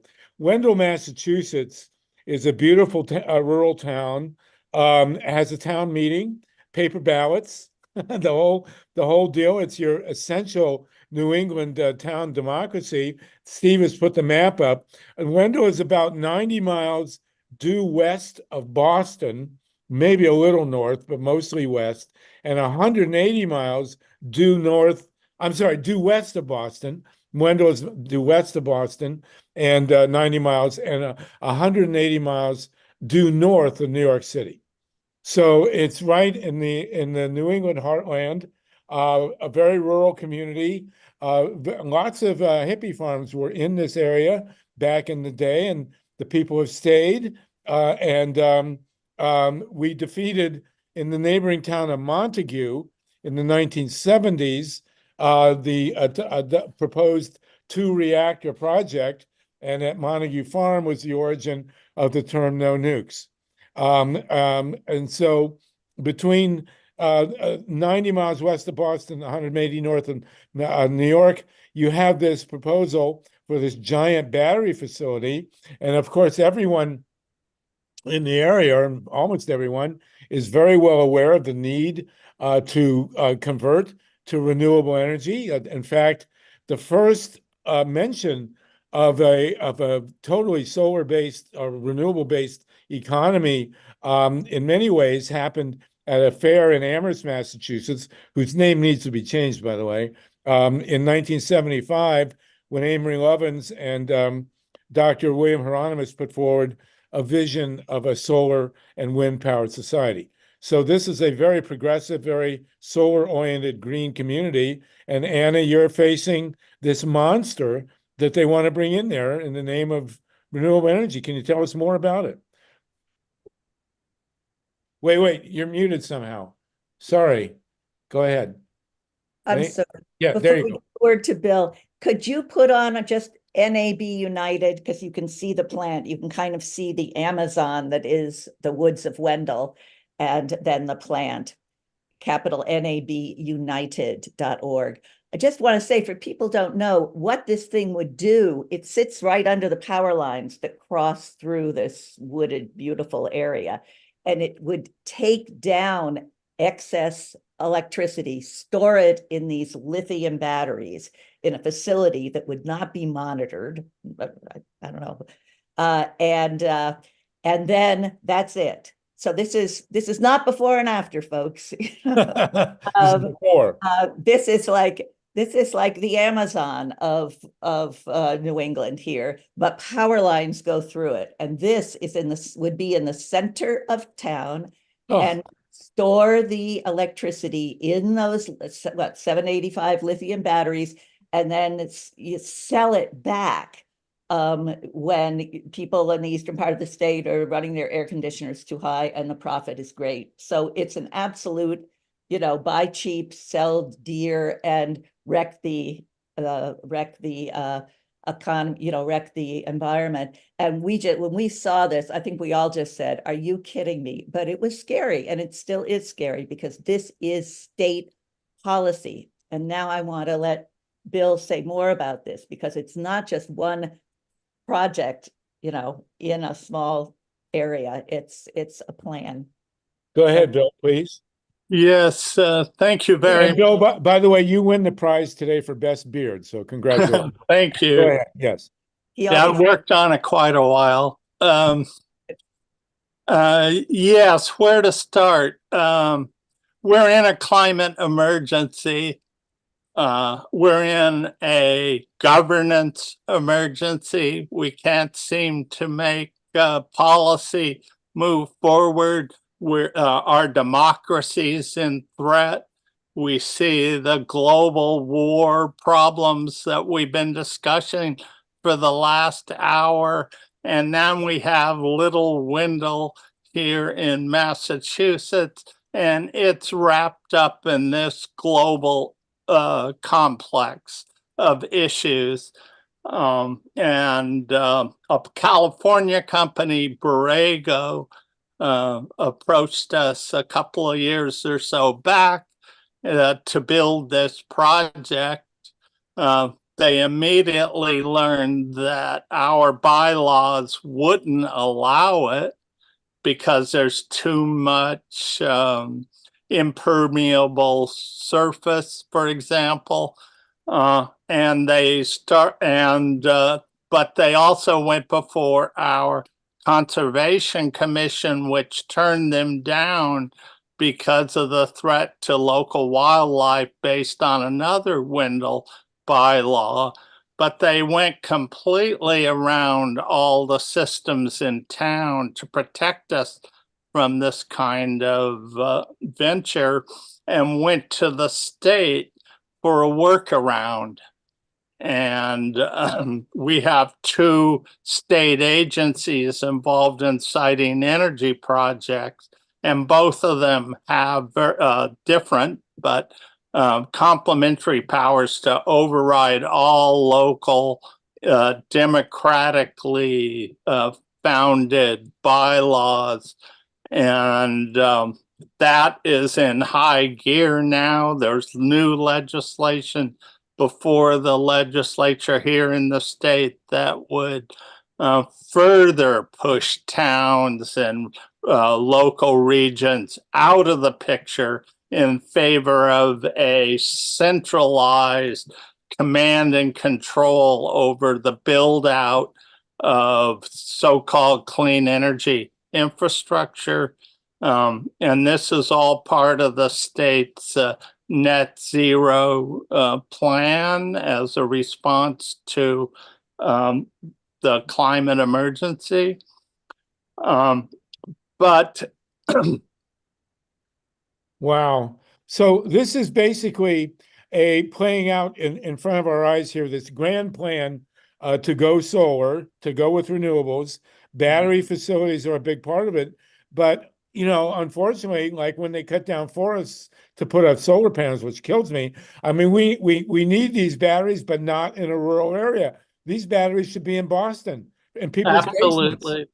And, you know, we have in California an enormous infrastructure with batteries, which means that we can get rid of the Diablo Canyon nuclear plant, but they need to be in the urban areas where in basements and on street corners and where the power is used. Anna Georgie, do you want to comment on that quickly? I mean, this is a critical deal. By the way, we're going to start at 3:40. We're going to give these good folks a full half hour if anybody wants to ask a question, and then we'll go to the WHO discussion.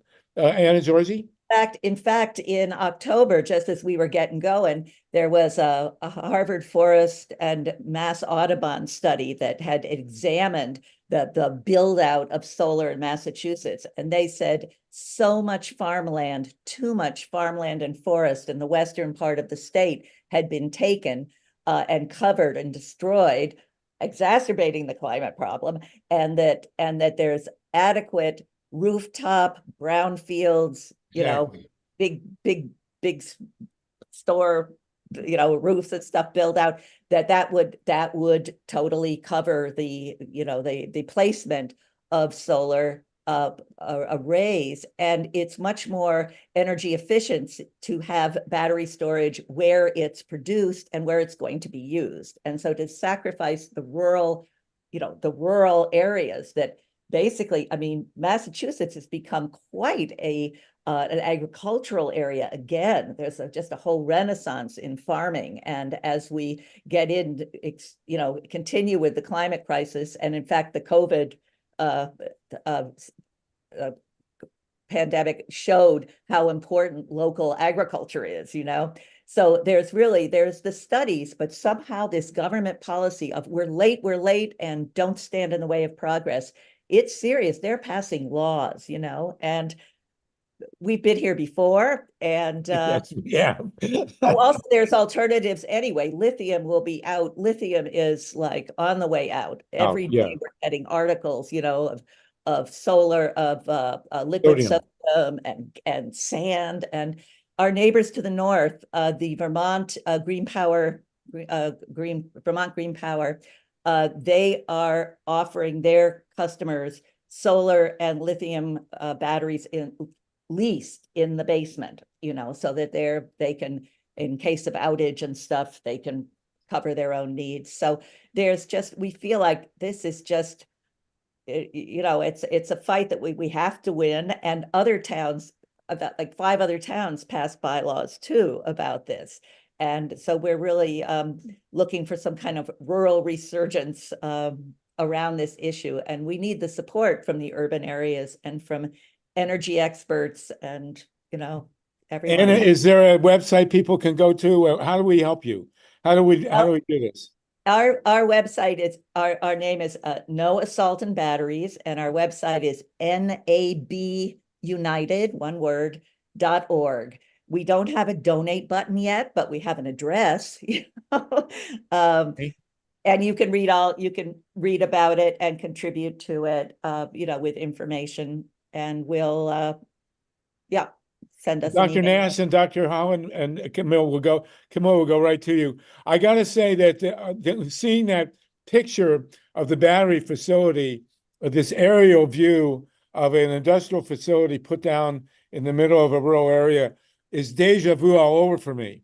Because it just looks like a little nuke, Yeah, when in 1973, in December of 1973, the Greenfield Recorder published a very similar picture. It showed the aerial vision of the Montague Plains, and they had superimposed a visual of the nuclear plant that they wanted to build there. And we said, that's not going to happen. And we stopped them, and actually gave birth to a major movement that has impacted the world. So what you've got here in Western Mass, again, is the imposition of an energy facility that does not belong there. And the batteries, stationary batteries in 10 years, even 5, are all going to be sodium. It's not going to be lithium. Lithium will be in the cars, because it's lighter. You won't have sodium batteries in moving vehicles. You will have lithium, but lithium is not going to be where they want to put, like they want to put it with you. Can Court and then Bill, can you give us a wrap up? This has been phenomenally important. I think that, those of us who are working in the energy field, there's this assumption that there's going to be all this battery storage on the grid and it's going to save us. And there's never an accounting for the small detail of where they're going to put them. And you're 100% right, Anna and Court. All these batteries belong in urban areas and at the generating facilities, not in Wendell, Massachusetts, for God's sakes. Court and then Bill, and then we're going to move on. Yeah, well, we are organizing together with other towns and other places that everyone is just outraged that they're going to completely try to override any kind of local control in order to make this happen. Now, my understanding is that there's a pretty close connection between the Attorney General's office in Massachusetts, the Attorney General's office in California, and they kind of we're like the mini-me of the California way of things here in Massachusetts. And I wonder, when I look at the maps of lithium batteries and I look at California, my God, the whole south end of the state looks orange to me for all the batteries that are down there. I wonder if you've learned anything, or how come there's so many of them there? Are they managing to put them all in good places? What's going on there? Well, it's somewhat better. There have been 2 major lithium finds in California in the last couple of years. And, key to our fight to shut Diablo Canyon is the argument that we have sufficient battery storage to take up the slack when Diablo shuts. But we're not imposing it. It's not being imposed on rural communities like yours with a sensitive ecosystem. And this is a critical piece of Solartopia here. We can't, battery and storage get us to a green powered Earth if we're going to stick the batteries right, in communities where the ecosystems are going to be destroyed and where democracy is destroyed. Bill Stubblefield, and then I'll let Anna wrap up.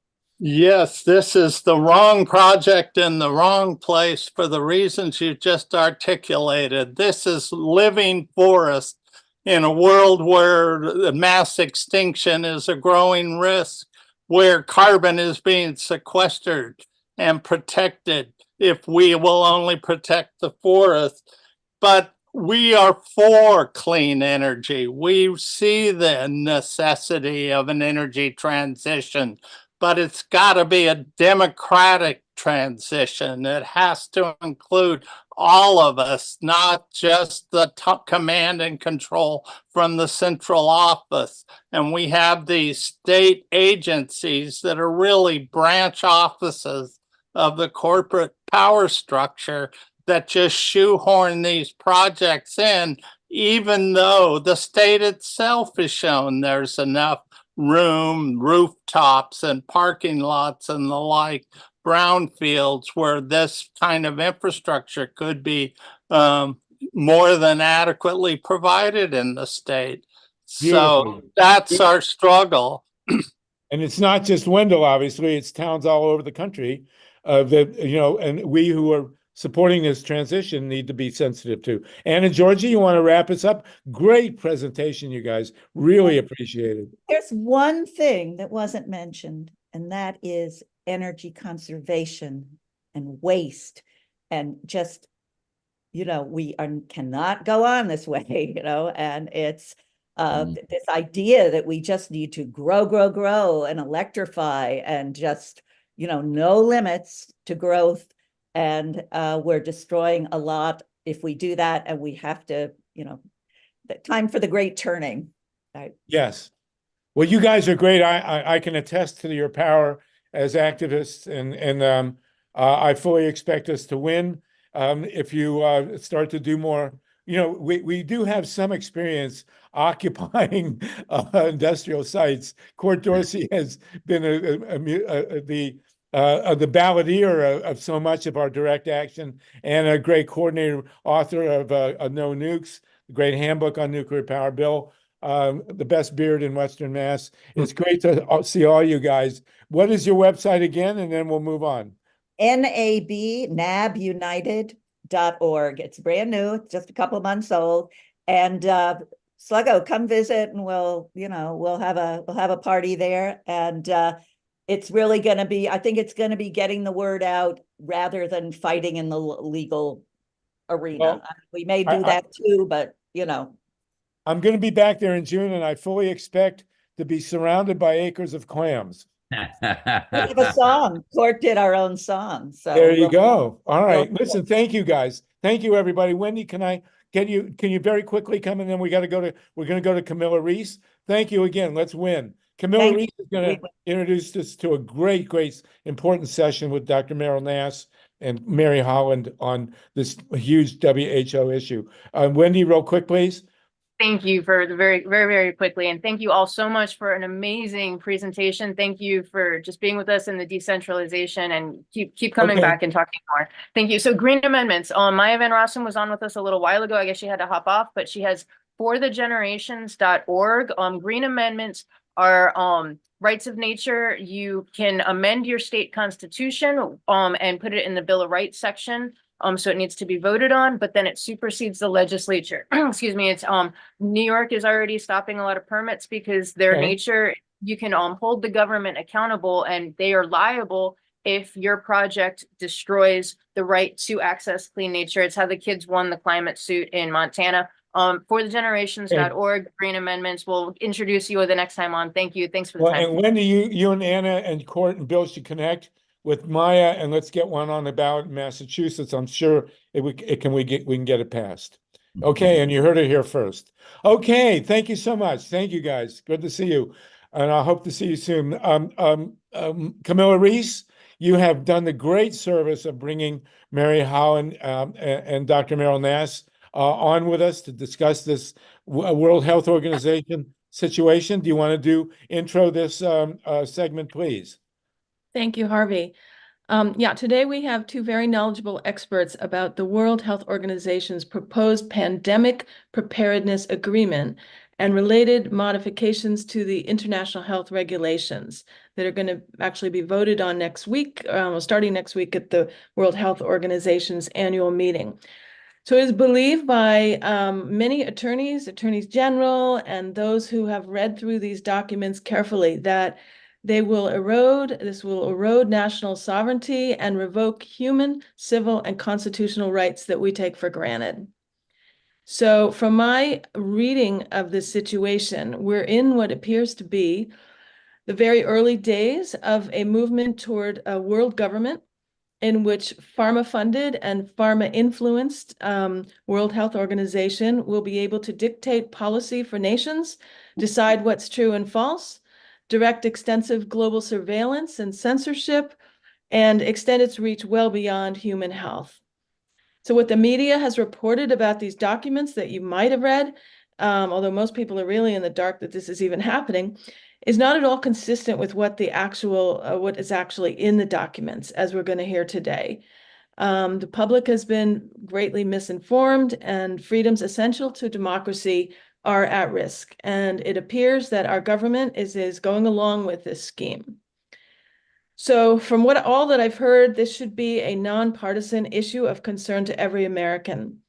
Already, 22 attorneys general have sent a letter to President Biden saying, quote, ultimately, the goal of these instruments isn't to protect public health, it's to cede authority to the WHO, specifically its Director General, to restrict our citizens' rights to freedom of speech, privacy, movement, especially travel across borders, and informed consent.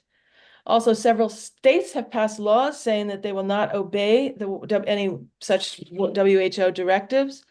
And so far, there have been 49 senators who are demanding that this be put forward into the Senate for ratification instead of simply being approved by the president in executive agreement. So our first speaker today is the renowned Dr. Meryl Nass. She is an internal medicine physician from Maine, who was the first person in the world to prove that an epidemic was due to biological warfare in 1992 that's anthrax in Rhodesia. She has given six congressional testimonies regarding anthrax, biological warfare, Gulf War syndrome, and vaccine safety, and is consulted for the Cuban Ministry of Health, the World Bank, and the Director of National Intelligence. And since the COVID pandemic began, Dr. Nass has written detailed articles regarding the suppression of hydroxychloroquine and ivermectin for treatment of COVID, about the cover-up of COVID's lab origin, and how the WHO proposed pandemic treaty and amendments will, get this, lead to more pandemics. Dr. Nass had her medical license suspended in January 2022 for providing early COVID treatment and spreading alleged vaccine misinformation. She's an advisor to Children's Health Defense and founder of Door to Freedom, doortofreedom.org. And she's been writing and speaking on all things COVID and is now focused on the biosecurity agenda of the WHO and its goal to wrest sovereignty from individual nations under the guise of pandemic preparedness. Welcome, Dr. Nass, and thank you so much for being with us today. And we really look forward to hearing your insights and perspective on this whole topic. Well, thank you for that amazing introduction. What I would like to suggest is imagine yourself living in Germany in around 1937. That's sort of how I see us in the United States and in perhaps the whole world right now. We are living in a time where the paradigm is shifting, and it's not shifting organically, but we have an incredible degree of information control, just like the Germans had, and probably the way the Israelis have today, because the Israelis are convinced they are absolutely in the right with what they're doing in Gaza. The Rhodesians, the white Rhodesians, were fighting against the blacks in Rhodesia, and the whites were given the mushroom treatment, people said, kept in the dark and fed manure. And so this is what is happening to us as well. And we're being told that pandemics are an existential problem. We're being told that climate change is a terrible thing that's happening. And we're not being told that maybe the way climate is being measured has changed in order to make things appear worse than they are. We're not told that the whole pandemic story has been rigged to make pandemics appear to be much worse than they are. David Bell and others have written a long monograph looking at the evidence that the WHO has used to claim that pandemics are happening more frequently and are more severe than they've been, and shown that that is absolutely not the case. But the last two pandemics declared by the Director General of the WHO, which were for COVID and monkeypox, both came out of labs. We can't say whether they leaked by accident or whether they were deliberately spread, but they came from labs. Monkeypox, we know because it was genetically identical to a lab strain that existed in labs several years earlier without any mutations. COVID, we know because studying the genome, there are many, probably at least 10 or a dozen different parts of the genome that include known mutations that lab scientists knew about that could be added for virulence, for infectivity, for impairing the immune response, etc. What we have now is the WHO and the people behind the WHO and the nations who are in control. There are 85% of the WHO's funding comes from donations, and those donations can be from the Bill and Melinda Gates Foundation, or nations, or pharmaceutical companies, or others. And the WHO, 75% of the work it performs is in response to those donations. These are specified donations. Only 15% of the WHO's income comes from dues from the nation states. And so the WHO dances to the tune of its donors, and they have suggested we need a new biosecurity paradigm. We have to prepare for pandemics, and this needs to be a basic way that nations function around the world. Now, at the same time, the United States government has been pushing this forward. In fact, we started it here in the US. We began spending a lot of money, about $7 billion a year, on biodefense and countermeasures, beginning right after the anthrax letters. NIAID was given a huge amount of billions, and much of that was spent on building new high containment biolabs and training scientists to work on these pathogens that can cause pandemics.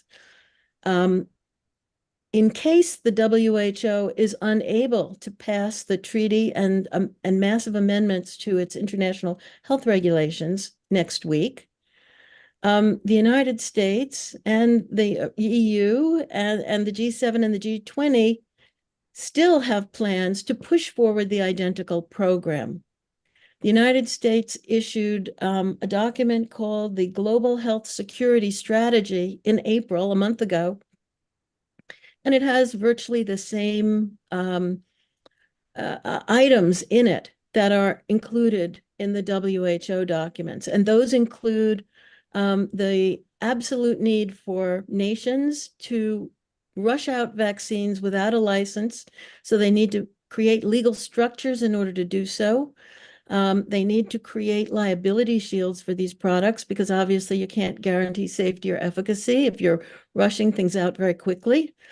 They include the need to perform surveillance and censor citizens' social media presence so that it does not conflict with the health messaging that the government and the WHO wish to push out.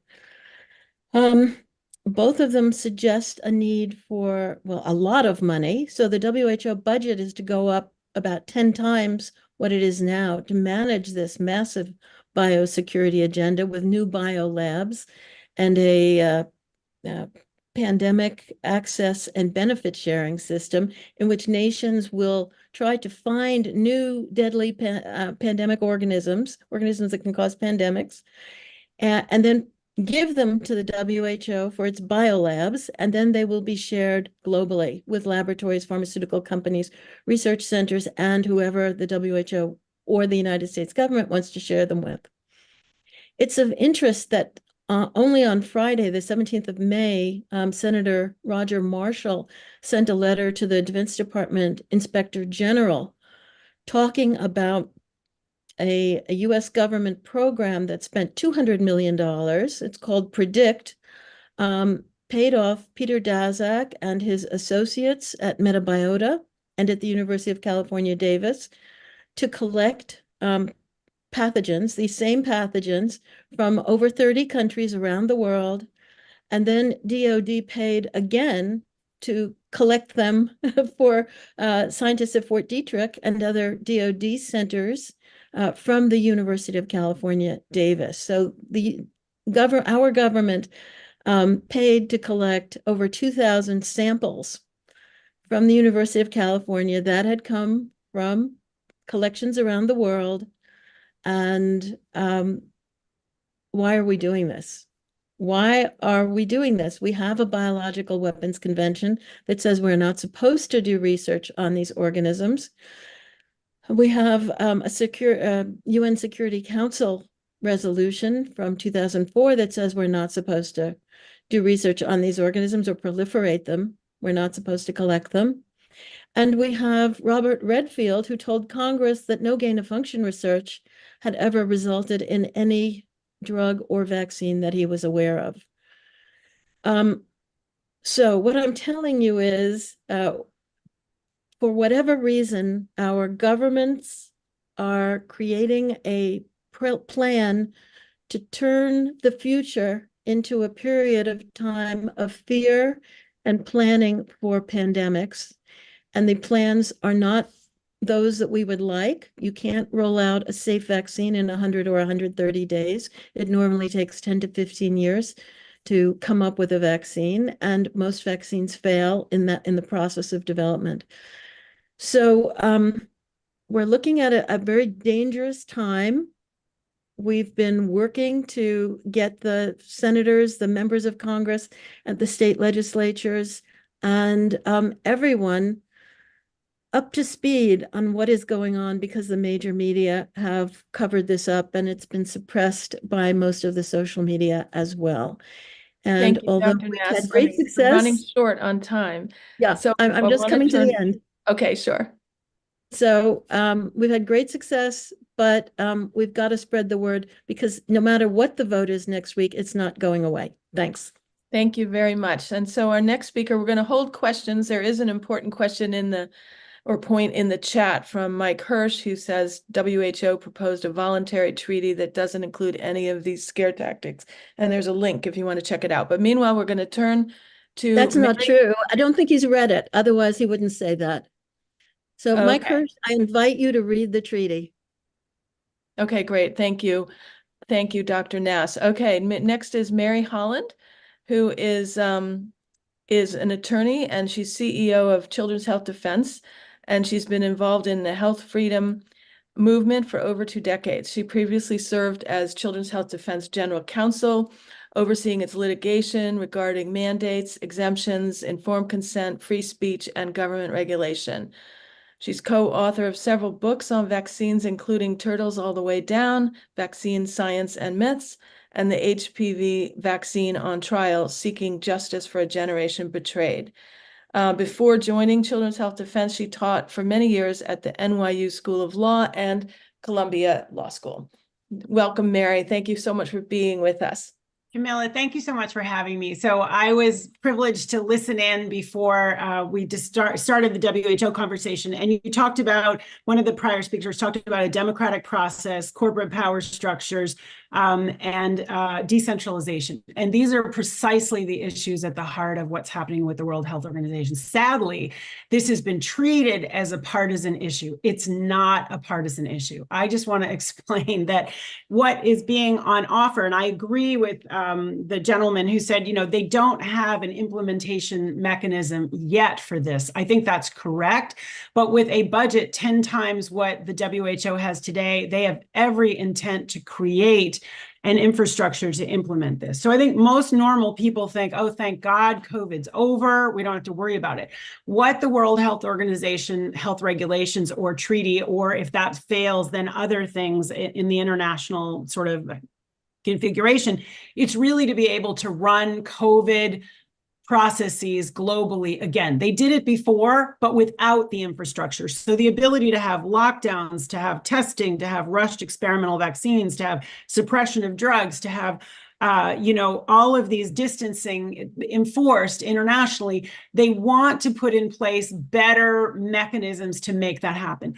Obviously, this violates US law. So it violates, first of all, the executive branch does have the power to create international treaties, but it requires ratification, advice and consent of the Senate with 2/3 of the members.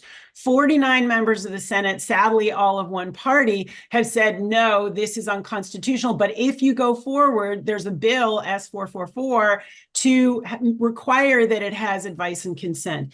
It violates, health has always historically been at the state level. It is not in the Constitution. It is not a federal power. It's not something that the federal government can legitimately delegate to the World Health Organization or the Secretary General. 22 attorney generals, again, sadly of one party, have said that, the World Health Organization is unelected, it's unaccountable, it's centralized, it's misplaced authority, it is going to create a global surveillance mechanism. And just from the international health regulations that I think are more likely to go through than the treaty, to the point of, that this is voluntary. So everything is about a pandemic emergency. And I just want to tell you a little bit of the definition. A pandemic emergency is likely to be spreading. It is exceeding or is likely to exceed the capacity, is causing or is likely to cause disruption. Who's going to decide what's likely? Well, it's going to be the Secretary General of the World Health Organization. And on this issue of information control that Dr. Nass mentioned, it's very explicit in these international health regulations that they need to have, quote, they are going to have a coordinate among all the countries, quote unquote, risk communication, including countering misinformation and disinformation. Obviously, mis and disinformation are in the eyes of the beholder. It also says that they're going to implement control measures. So I believe that given the issues that you all are concerned about, this should be a concern. It's not a partisan issue. This is not, a bunch of crazy right-wingers who think that the World Health Organization is just a coordinating body. It has been that in the past in many respects, and they have had some good research, but this is very, very troubling. They are about trying to create a new infrastructure that really would be very centralized control over health, and it's kind of a stealth mechanism for public control on a global level, much like we saw in COVID. Great, thank you very much, Mary. And can we open it up to questions? We have a little bit of Yes, and I'm going to ask Steve Caruso, our erstwhile engineer, if we can please continue. We usually go to 4:20. We will continue as long as we can with this. This is incredibly important stuff. Thank you, Camilla, and great experts to have with us. And we'll open it up for questions after we give Dr. Nass a chance. I know she's got to go, and then Camilla, you can speak, Mary, and then we'll open it up, please. Dr. Nass? Yes. Go ahead. Is there anything you want to add in? I know you've got to leave, but we've got time for you here.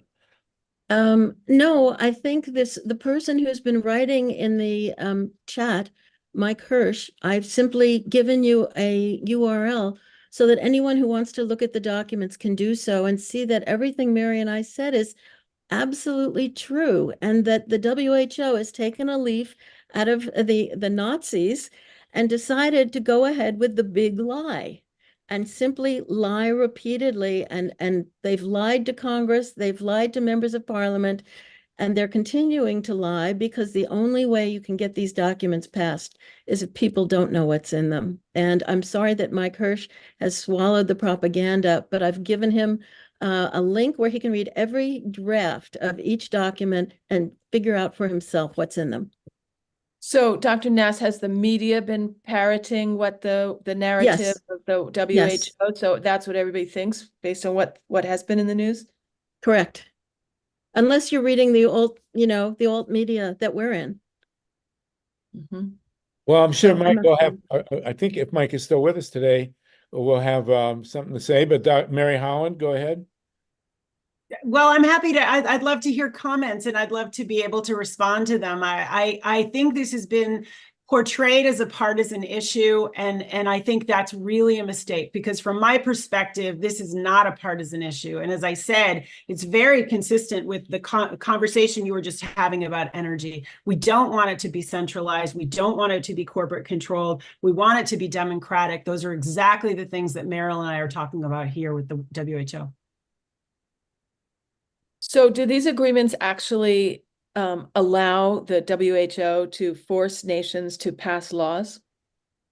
Well, that's what they're intended to do, Camilla. Can they do that tomorrow? No, they definitely can't really. They don't have the implementation mechanism right now, but that's what these documents are setting up. There's no question that this is about setting up under the guise of public health, it is setting up a global governmental infrastructure for control. And it would be the secretary, much like what we experienced in COVID, it would be the Secretary General of the WHO, who is not a physician, by the way, who will decide what constitutes a pandemic emergency. It will be on his word. And we already have the infrastructure in the United States that then the head of HHS has to act if it's a public emergency, a public health emergency of international control. So some of the infrastructure is already in place, but this is to amplify it and elaborate it. In my view, what happened during COVID was a disaster, right? The US is 4% of the global population. It was 16% of COVID deaths.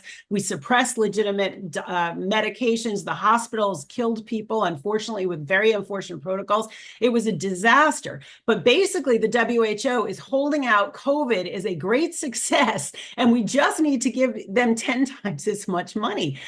And we need to make this all binding. That's really where this all goes. And I just, it is a big lie that COVID was a success. COVID was a disaster. And yet I think the media is just beginning to acknowledge, in my view, a kind of limited hangout. Oh yeah, a few mistakes were made, a few people suffered. No, it was a massive casualty event, and it was planned, and it was disastrous. Steve Caruso, our engineer, did you want to jump in here, Steve? Yeah, specifically, you're saying these documents have things wrong with them, but give us some concrete examples. This is where Mike comes in. I know WHO to be wrong at times when they made some statements. Not everybody's perfect. One person I did look to for quite a while before the pandemic even showed up was Stephanie Seneff from MIT, and she was originally a computer scientist, but then she went into the biologics and so forth over a period. And it's just, how much glyphosate and the whole thing, the vaccines having mercury in them before the pandemic. I was always curious about that kind of stuff. But I think having a specific statement that WHO makes, and I've seen this before, and maybe I've seen it from you guys. So thanks. Well, we work very closely with Stephanie Seneff. I think she's a very important scientist who's very well informed on all these issues, environmental toxins, but she's also, I'm very confident, aligned with us on the World Health Organization things. I quoted from, the definition of a pandemic emergency. That's very much going to be decided by the Secretary General of the World Health Organization. What is likely to exceed capacity? What is likely to spread? This is very indefinite. The language in these treaty, and so there's a two-track. There's the health regulations and the treaty. Equity, surveillance, One Health. One Health relates to humans, animals, and plants. This is a kind of commodification. This comes out of a kind of technocratic perspective. It's very vague language. These are not typical legal language for treaties. I think there's a huge risk of unwanted things happening here. This is not democratic. At core, this is absolutely ademocratic, and there is no accountability. You cannot sue the World Health Organization. You can sue the Biden administration. You can sue the US government. You cannot sue the WHO, and they are going to be the ones to decide when there's a pandemic. And I already said, they are going to counter misinformation and disinformation. Well, who gets to decide that? Right now, it's Google and Facebook who are getting to decide that in collaboration with the government. And we in the United States have created a kind of censorship industrial complex, which is under litigation right now, but it's very serious. As Meryl said, you can't do these things without information control. And information control is at the heart of what the World Health Organization is doing, and in collaboration with the World Economic Forum. I don't know how familiar you are with the World Economic Forum, but this is hand in glove. This is the WHO. This is the Gates Foundation. Gates Foundation is one of the biggest funders of the WHO, and they work very closely with the UN, but the World Economic Forum, which is really the global oligarchy. So anyway, this is entirely anti-democratic. I think historically, the World Health Organization has done some very positive things. It absolutely has. It was working with developing countries. It's done some good research on cancer in particular. It used to do some decent work on tobacco, but that's really changed. 85% of their money now comes from pharma. So they are tools of the pharmaceutical industry, unfortunately. So Wendy, you have a question?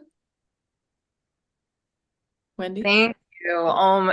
Thank you so much. I'm so happy to be having this conversation. It's really important that we have an open adult dialogue as a country to discuss these things that could potentially have dire consequences for a mass population. So we need to be able to be mature enough to sit down and discuss what could be potential consequences. And if we remember the Manhattan Projects, Tuskegee experiments, AIDS, crack. I mean, there's so many things that we've been MK Ultra. We've been the guinea pigs for our government for documented well over a century. So it's fairly naive to think that these things are not possible. And like George Carlin says, when interests converge, you don't need a formal conspiracy. And you did mention the economy base of it. You know, right now they're also pushing a digital global currency, and that means surveillance. When you think about abortions and they want pregnant women to register, I mean, there's so many seedy, just really nefarious paths that this can take.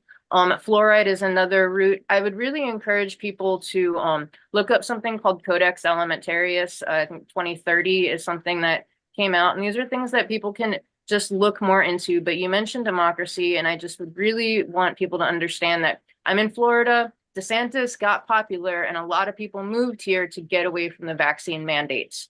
So when you have to think about the common sense of this, that when you have a government forcing you, whether it's to not have an abortion or to put something that really hasn't been well studied into your body, that we have no idea, to do it to your children, to your babies.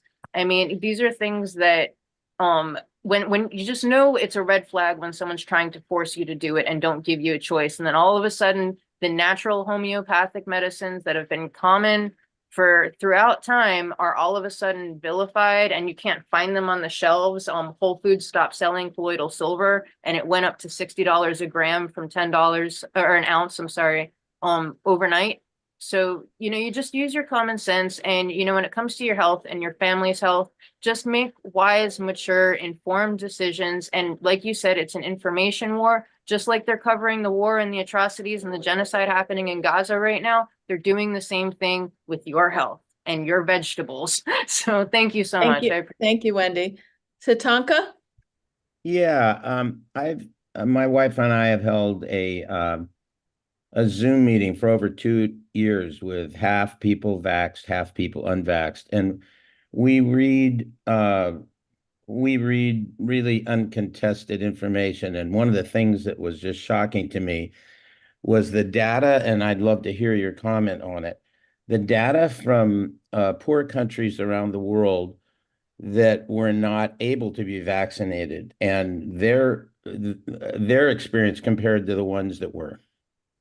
Yeah, I mean, the casualty rates in Africa where there was not widespread vaccination against COVID were minuscule compared to the United States. And I can pull out the data, but in the book, The Real Anthony Fauci, it gives the data there. I mean, there was nothing like the casualties throughout Africa. And another thing that spared many Africans was the fact that they were taking anti-parasitic medications. They use it against anti-malarial. So hydroxychloroquine and ivermectin were in very significant use in Africa. And the casualties are just on a whole different scale, nothing like what happened in the US.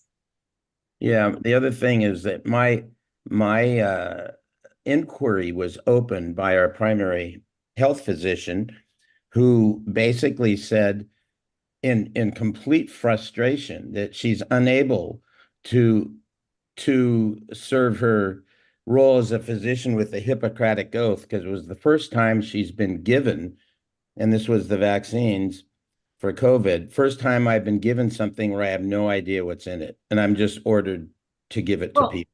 Yes, I mean, good for her. And literally no one was allowed to know fully what was in these experimental emergency use authorization shots. That in and of itself should have made people very, very wary. So these are great materials that are up on the screen at Meryl Nass's Door to Freedom. Also, children'shealthdefense.org/WHO. We just had a roundtable last week, including Senator Johnson and others, doctors who had worked for WHO. We have a number of materials there too that could be helpful to people. Thank you. Lastly, I just want to say I come from a doctor family, 3 grandparents, my father, half my brothers, etc.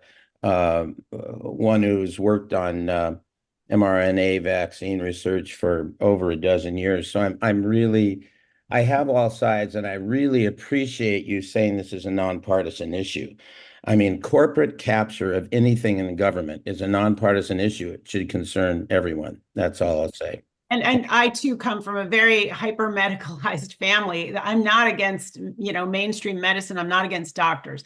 But I think if we look objectively at what happened during COVID, of the lockdowns that were unconstitutional, of the forced and experimental medicines, of the distancing, which has now been acknowledged to have no science behind it, the masks that had virtually no science, we have to say that that was not our shining moment. And what this World Health Organization plan, or beyond that, is really about is to institutionalize what happened during COVID. And clearly, they literally want us to prepare for pandemics on a regular basis. And the White House has already put a pandemic preparedness office permanently inside the White House. You have to ask, as Meryl said, we had 2 pandemics in the last century. What is it that is making these people imagine that we are going to have pandemics all the time? And one of the things Meryl points out is part of the treaty and the health regulations is to actually incentivize all countries in the world to create these biosecurity labs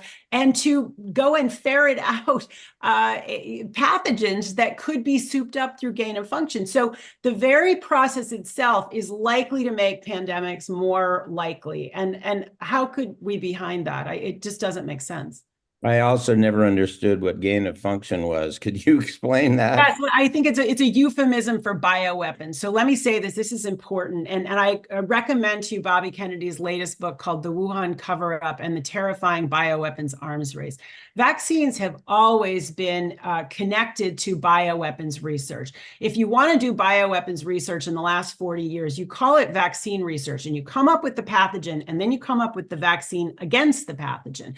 And so they are fused. And, gain of function means you take a virus, or you take a bacterium, or you take a fungus, and you literally try to add pathogenicity. You try to add that it's more severe. So what happened apparently with the SARS-CoV-2 virus is they basically, through iterations, made it more likely through the furin cleavage site to make it more likely that it would actually attack the respiratory channels of humans. That's what gain of function is to make a virus more lethal, more pathogenic, more transmissible. Thank you. Thank you. Lynn Feinerman? Truly amazing stuff. Lynn Feinerman? Yes, yeah, thank you. And it's especially amazing because they're voting on this next week. And then we still have 35 people with us. So Steve, if you don't mind, we'll probably go past 4:20. I think we need to really hear this out. It's incredibly important stuff. Go ahead, please, Mary Holland and Camilla. Oh, Lynn Feinerman is the next. Oh, Lynn. I'm sorry, Lynn Feinerman. Go ahead. And Lynn, as I've mentioned before, has a Women's Rising radio show. She's out of the Bay Area, a regular with us. Go ahead, Lynn. Thank you. I would have put this in the chat, but my chat has been disabled.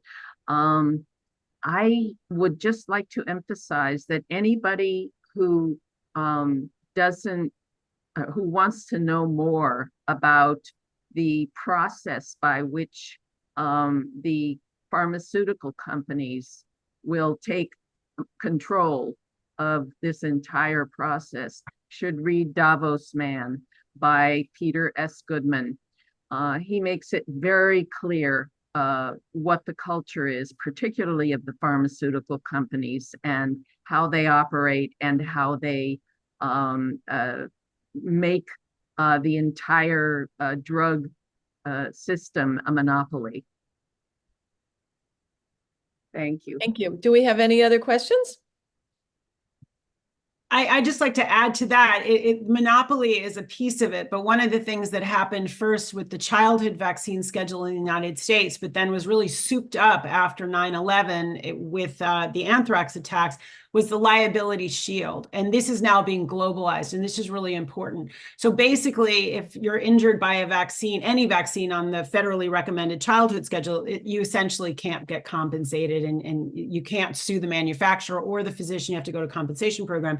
So then they basically amp that up even more for the emergency use authorization products, and forget about it. You can't go to court. You can't have a lawyer be paid for. It's all on the papers. Out of the 13,000 petitions that have been filed in the countermeasures injury compensation program, I think 12 have been compensated, all for under $4,000 each. I mean, in other words, if you're injured or you die, forget about it. It's all over. There's no accountability in this program. That's a big part of it. There is no accountability for whatever emergency experimental product you might take. None. So Mary, Wow. what do people do? What do you recommend? How do we get the word out more? What's yes, I mean, I think it's important. We have a week before the 27th. It does make a difference that there's pushback. So some countries have pushed back, some states, Louisiana, Oklahoma, have done resolutions. If we even had, so 49 senators have signed a letter saying you've got to send this to the Senate. That's not a radical thing to say. This is obviously having huge consequences for every person in the United States. If they send it to the Senate, it will fail, and it will be a fait accompli that this can't go forward in the United States. So all it would take is 2 moderate Democratic senators to switch aside and say 51 of them say they've got, they would pass that S444.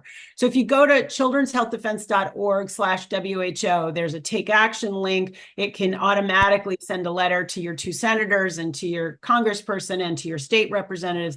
And I would urge people to do that and sort of reach out to whatever civil society organizations you have, because the only way that this happens is really through the big lie and stealth. If people know what's in these documents and they speak out against it, or they just say, you know what, this sounds important, it should really go to the Senate, that's enough. That's really enough.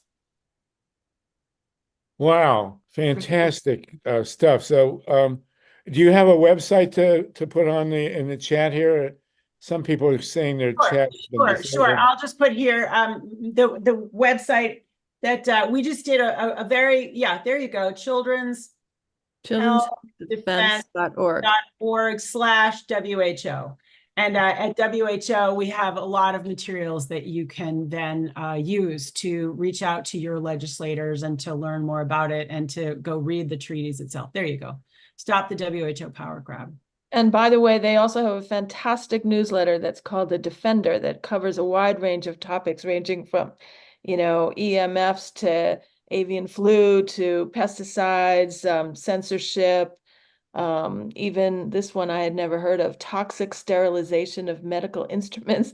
They cover a wide range of topics, and I enjoy reading it. So thank you. Yes, and it's free. You can sign up for free, and we also have a streaming platform. We have podcasts every day, and it certainly covers a lot of these issues. Well, let me ask a procedural question. You're saying this is a treaty. How can it not go through the Senate?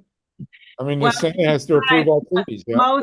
Most international agreements in the last several decades have been handled by executive action. They've been executive orders, and basically the Congress has essentially been supine. So this is a bill to say, no, you've got to bring this to the Senate, and I think that would be critical. But an awful lot in the international sphere has actually been done by executive action.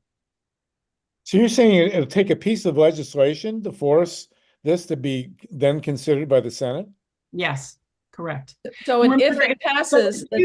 So part of what's been very confusing about what the World Health Organization has done is they've got a sort of draft treaty, the pandemic treaty, and they also have draft amendments to the international health regulations. So it's sort of a 2-track policy. These IHRs started in 2005, and that's the one that I think is probably more likely to be the one that they're pushing. But, then they violated the World Health Organization. They're hell-bent on this. This is, as Meryl was saying, this is not just the WHO, this is the UN, this is the G20, this is the G7. They're hell-bent on moving this agenda forward.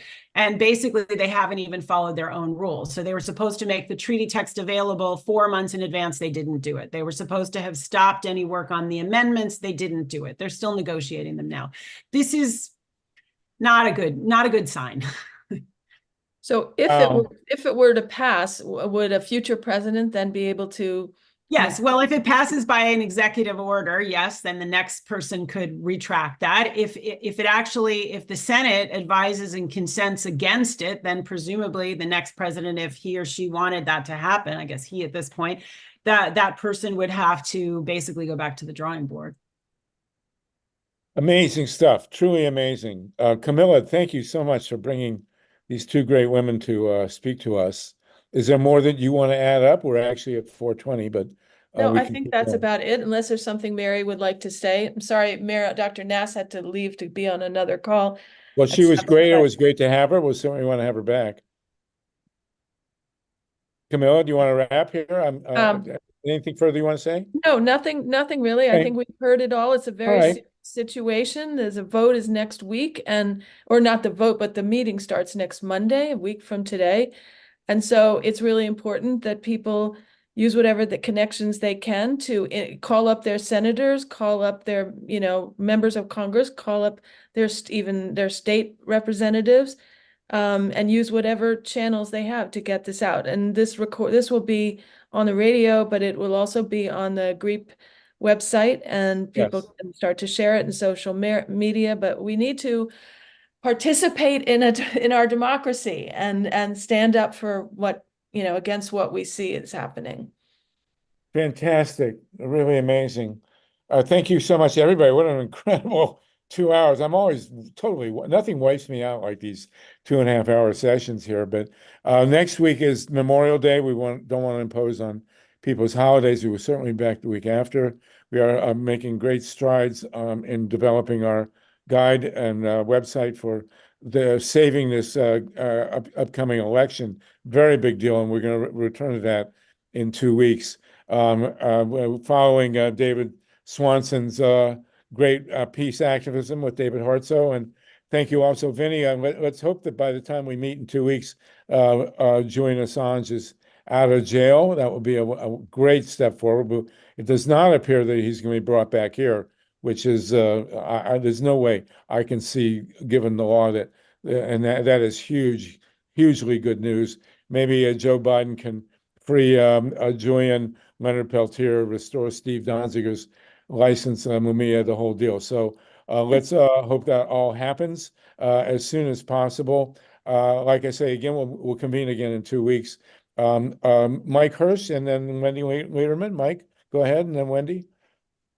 I just want to say really quickly, Dr. Nancy has objected to a lot of the material presented here, and we welcome all points of view. We're only going to get to the truth if we have a fair, free, and unfettered discussion. However, a lot of those comments are just not accurate. Dr. Nancy could probably explain better than I could.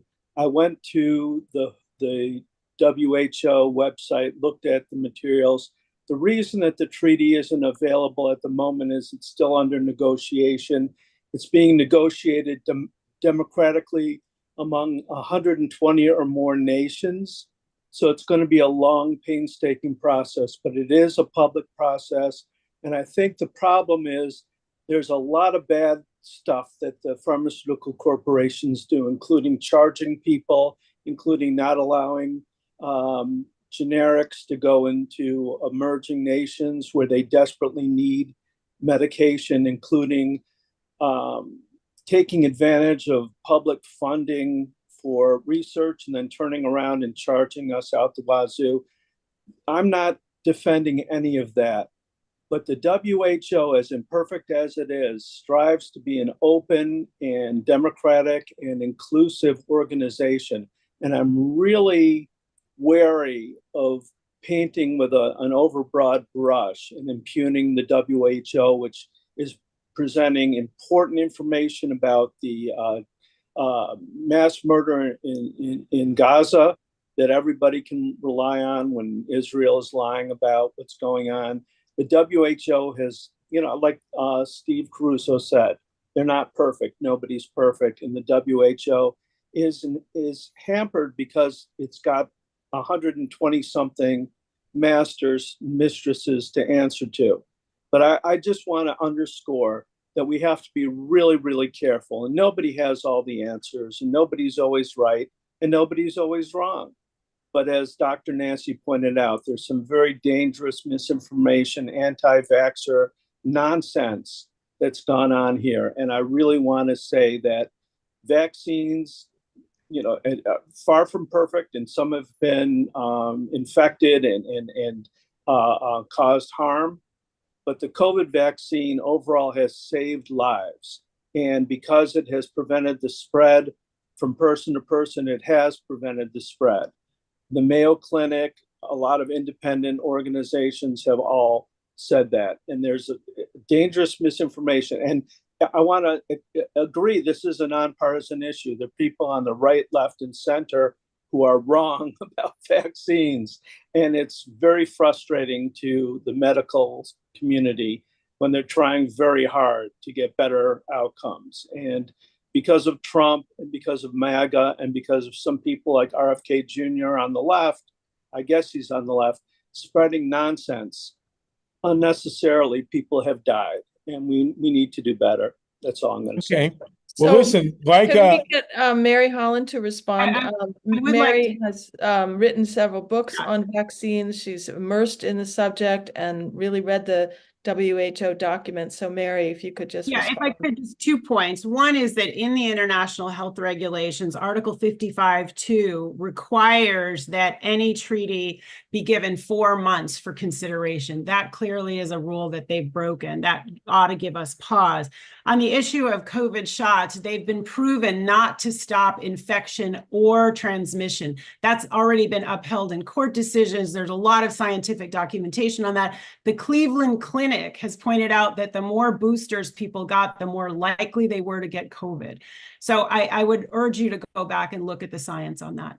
well, listen, like Gaza and Ukraine, and like this incredibly important discussion, we will come back.